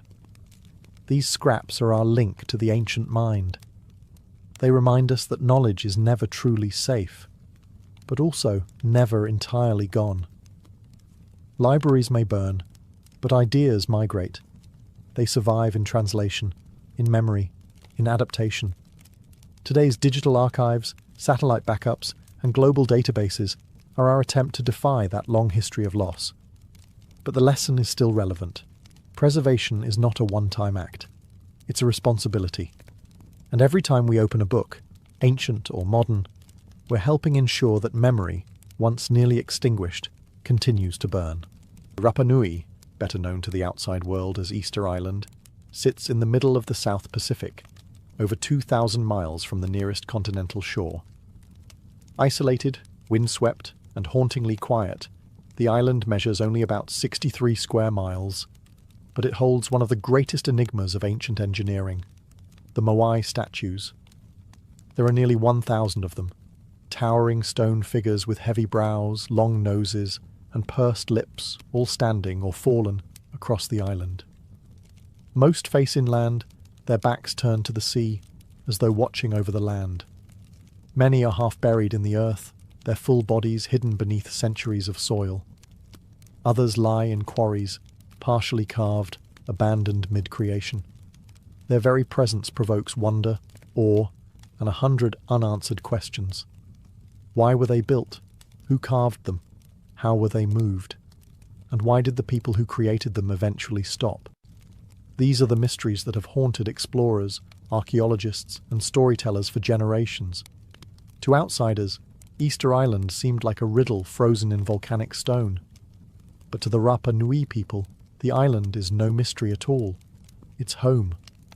The Moai are not relics of a lost civilization. They are their ancestors.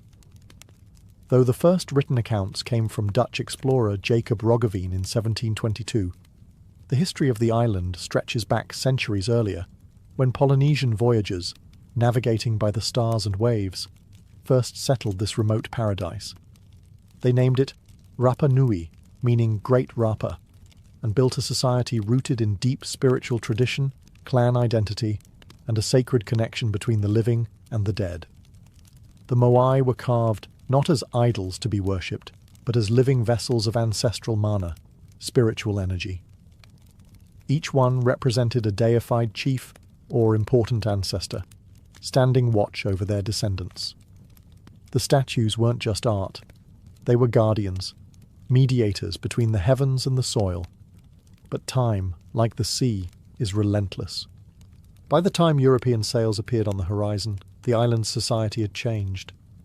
The statues were toppled, the forests were gone, and what remained was a whisper of what once stood tall. And so Rapa Nui became a question mark in stone, its meaning not lost, but buried under centuries of silence. Long before the Moai stood sentry over the island's hills, the land was untouched, lush, forested, and silent, with only the cries of seabirds echoing over its volcanic slopes. Then, sometime between 800 and 1200 CE, a fleet of Polynesian canoes arrived. These voyagers, masters of the ocean, had navigated thousands of miles using nothing but the stars, ocean swells, and the flight patterns of birds. They came from the Marquesas or Mangareva, bringing with them not just people but pigs, chickens, taro, bananas, and sweet potatoes. Everything needed to build a new world. To land on Rapa Nui was to touch the edge of the earth. It is one of the most remote inhabited islands on the planet, and yet these settlers brought with them a fully formed culture, elaborate social structures, oral history, deep spiritual beliefs, and a tradition of monumental stonework. Over time, the island was divided into clans, each controlling different territories, and each anchored by a sacred ancestor figure, an idea that would soon be immortalized in stone. The early Rapa Nui people thrived. Archaeological evidence shows they built villages, cultivated crops in rock gardens to trap moisture, and raised chickens in stone enclosures. Their society was highly organized, ruled by ariki, chiefs, who wielded both political and spiritual authority. Life on the island revolved around the worship of ancestors, who were believed to influence everything from harvests to weather. This ancestral reverence would eventually manifest in the most iconic way possible, the carving of the Moai. It's important to understand that Rapa Nui was not a lost or primitive culture.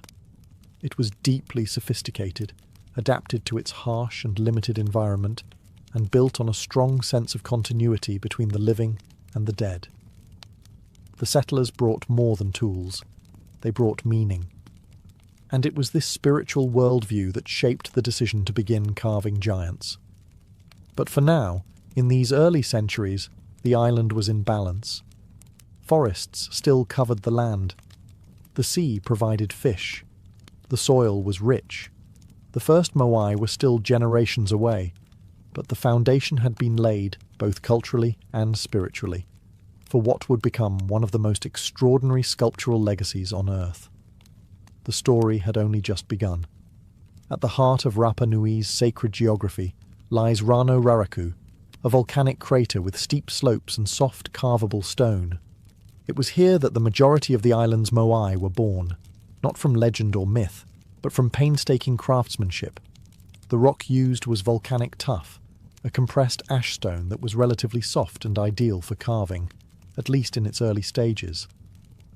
Over time, exposure to the elements would harden the statues into their familiar weathered state.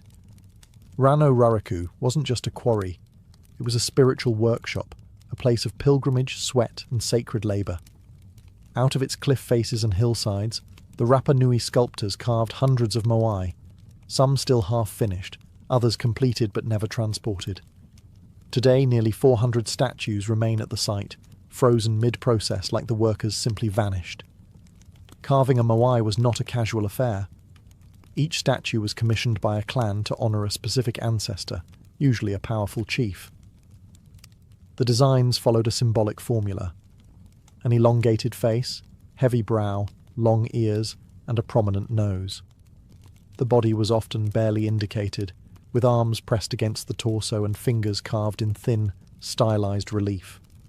The Moai ranged in size from modest 6-footers to the colossal El Gigante, an unfinished statue over 70 feet tall and weighing an estimated 150 tons. Carvers used handheld tools made of hard basalt, a much tougher volcanic rock chipped into chisels and axes. The process took months, even years, requiring teams of artisans who passed down their knowledge through generations. As they worked, the Moai remained connected to the rock wall. Only when nearly complete would they be detached, slid downhill and prepared for transport. What makes Rano Raraku so haunting today is the sheer number of statues still embedded in the earth. Many appear half-buried, but in fact they are full-bodied figures whose lower halves have been swallowed by soil over centuries of erosion. It creates the eerie illusion that the Moai are sinking, when in truth they've been standing patiently, neck-deep in time. This crater was the womb of the island's giants, and it was here that stone and spirit met, where human hands shaped volcanic ash into eternal ancestors. One of the most intriguing features of the Moai is not how they were carved, but where they look. Nearly every Moai statue on Rapa Nui faces inland, away from the ocean. This was no accident. The Moai weren't meant to watch the waves, they were watching the people. Each statue stood on a stone platform called an ahu, a ceremonial site that served both as a foundation and often as a burial place for the individual the Moai represented. These ahu dotted the island's coastlines like spiritual outposts, anchoring each clan's territory and pointing toward the heart of their communities. The Moai, in essence, stood as guardians, embodying powerful ancestors who watched over the villages and offered spiritual protection. To the Rapa Nui people, the Moai were more than sculptures. They were living presences, containers of mana, a sacred energy believed to reside in gods, chiefs, and revered dead. Once erected, a Moai was thought to channel mana into the land, ensuring fertility, good harvests, and the well-being of the clan. They weren't just memorials. They were active participants in daily life, mediators between the spiritual and physical worlds. The Moai's features were intentionally exaggerated to reflect both idealized ancestry and divine authority. The deep-set eyes, high cheekbones, and long noses were visual metaphors for wisdom, strength, and sacred lineage. The long ears may have symbolized the elite class, while the statue's stoic expressions evoked a calm, eternal vigilance. Some Moai were also topped with large red stone topknots called pukau, quarried from a different volcanic site, Puna Pau. These cylinder-shaped additions may have represented hairstyles or ceremonial headdresses, further marking status and reverence. Originally, the statues also had inlaid coral eyes with obsidian or red scoria pupils, giving them a far more lifelike and intense presence than the empty eye sockets seen today.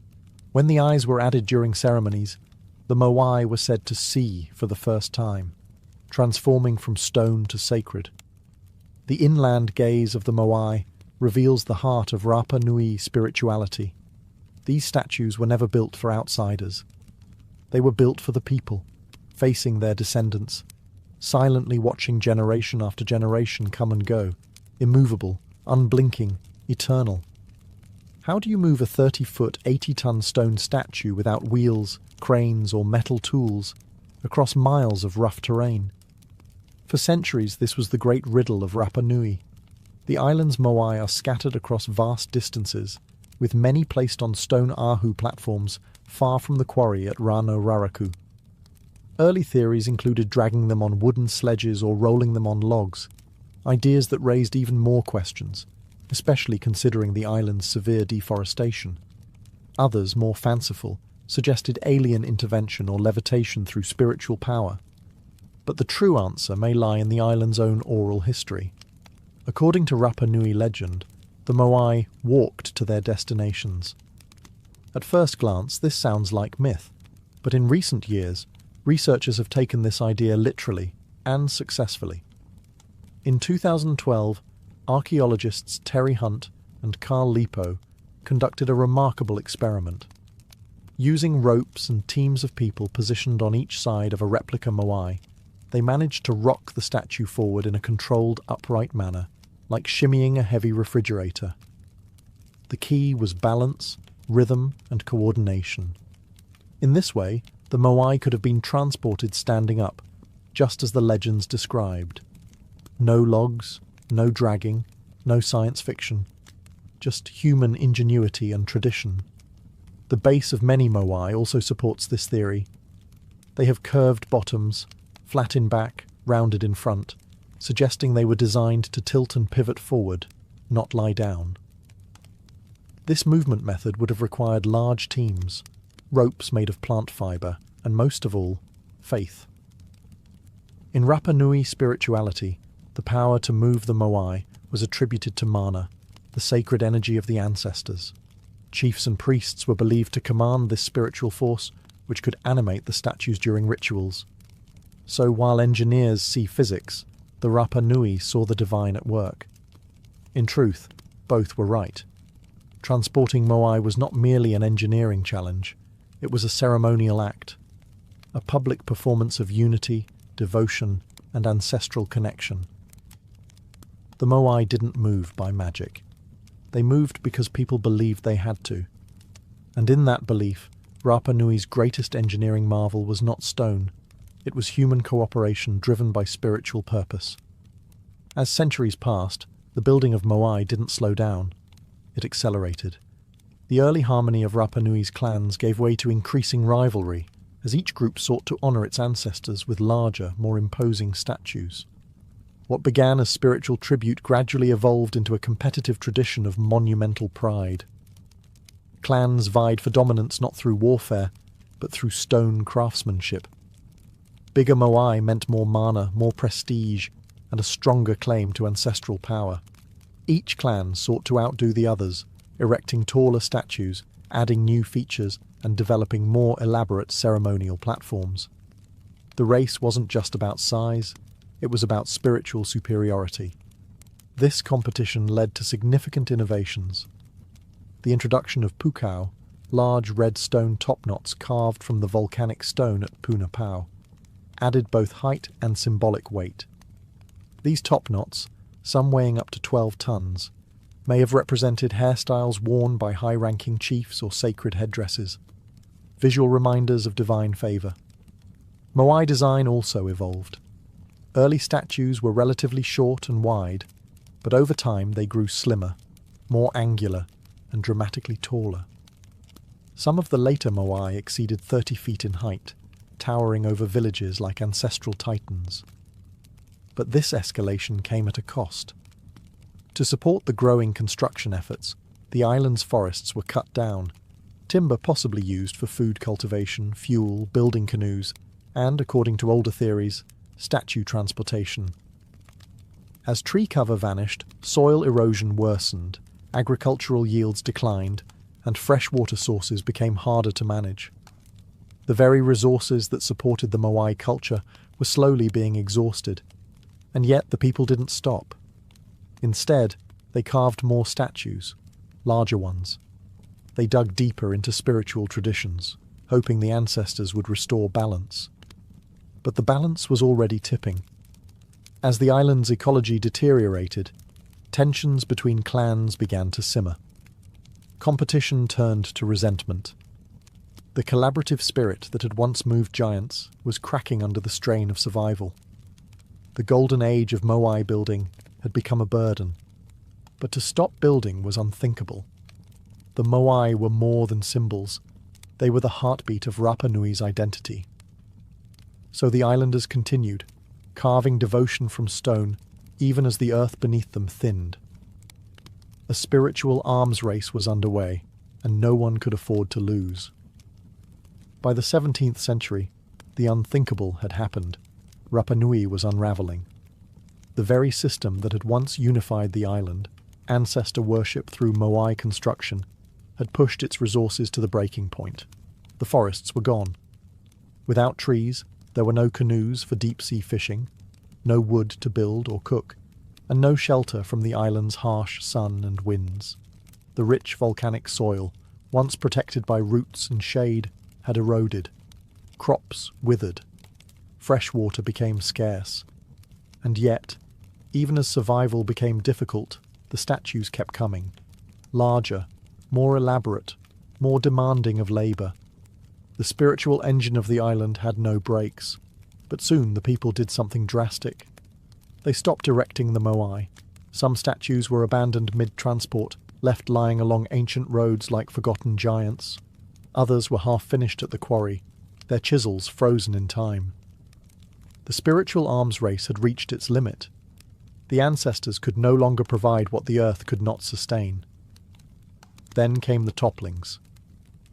Archaeological evidence shows that, beginning in the late 1600s, Moai across the island were deliberately pushed over, their necks snapped, their faces shattered. This wasn't the work of nature, it was human conflict. Clans began warring over land, water, and prestige. The very statues that once embodied unity became targets of revenge and rage. Oral traditions describe this period as the rise of the Huri Moai, the time of statue toppling.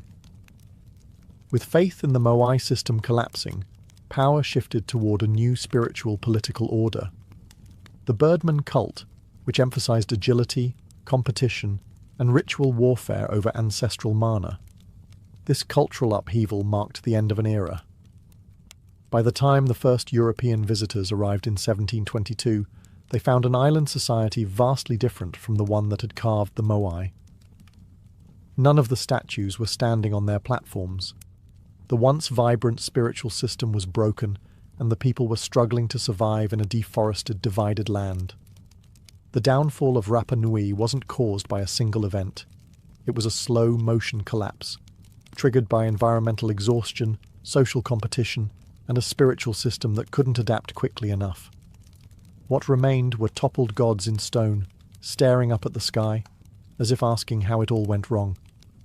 When Dutch explorer Jacob Roggeveen arrived on Easter Sunday in 1722, he found a society that had already endured collapse.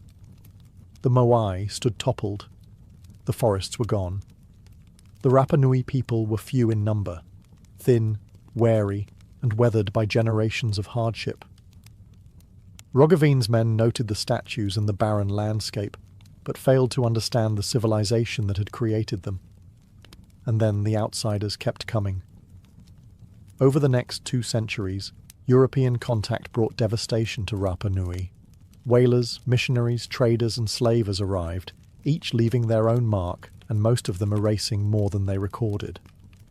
In 1862, Peruvian slave raiders kidnapped nearly 1,500 Rapa Nui people, including the high chiefs and scribes. only a handful ever returned. Along with them came smallpox, which spread like fire among the survivors. Worse still was the arrival of Christian missionaries who sought to civilize the islanders.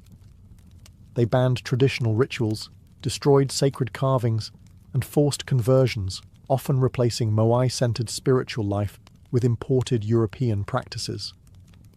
The oral traditions that had preserved the island's history for centuries were suppressed, and a written language, Rongorongo, possibly the only indigenous script in Oceania, was all but lost.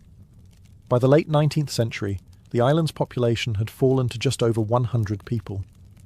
Colonial powers carved up Rapa Nui's land and leased it as sheep pasture, fencing off ancestral sites and confining the Rapa Nui people to a small corner of the island. Even their ability to access the Moai was restricted.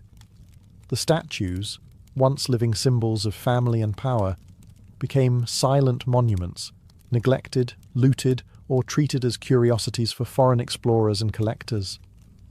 European archaeologists removed statues, ceremonial items, and even human remains, shipping them to museums in London, Paris, and Santiago. Some Moai were cut at the base and taken whole, now displayed thousands of miles from their sacred homes. The island had become a case study in cultural erasure, but the Rapa Nui people never forgot who they were.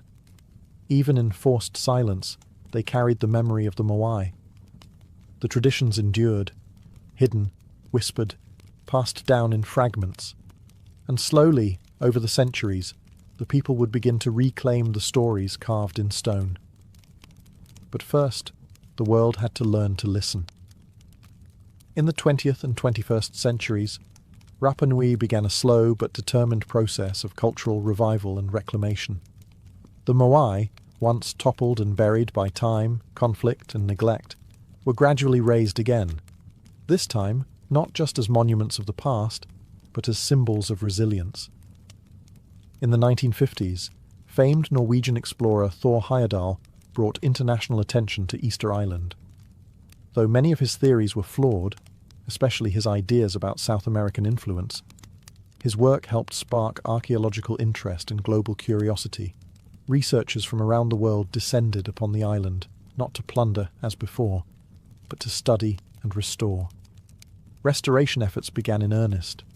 Fallen Moai were re-erected on their ahu platforms. Coral eyes were reconstructed. Pukao topknots were returned. The island's ancient roads, quarries, and ceremonial sites were mapped and studied. A clearer picture of the Rapa Nui civilization began to emerge, not one of mystery, but of engineering brilliance, spiritual depth, and cultural complexity. But the most important voices were no longer those of foreign scholars. They were the Rapa Nui people themselves. Descendants of the original builders began reclaiming their language, rituals, and land rights. In 2017, Chile formally transferred control of Rapa Nui National Park, which includes most of the island's archaeological sites, back to the Rapa Nui community. Now, locals oversee the Moai and their care, and decisions about excavation and preservation are made with cultural sensitivity and ancestral knowledge. New generations are learning the stories of their ancestors, not just from textbooks, but from elders, chants, dances, and the Moai themselves. Efforts to decipher Rongorongo, the island's mysterious script, continue with cautious optimism. And global institutions, including the British Museum and the Louvre, face increasing pressure to return Moai and sacred artifacts taken during the colonial period. Today, Rapa Nui stands at a crossroads between memory and modernity. Tourists arrive in waves, and economic development brings both opportunity and risk. Yet the people continue to protect their heritage, not as a frozen relic, but as a living tradition. The Moai no longer serve as silent guardians over a lost world. They now bear witness to survival, to a culture that endured collapse, colonization, and erasure, and still found a way to rise again. Stone cracked, forests burned, voices silenced, but the ancestors still stand.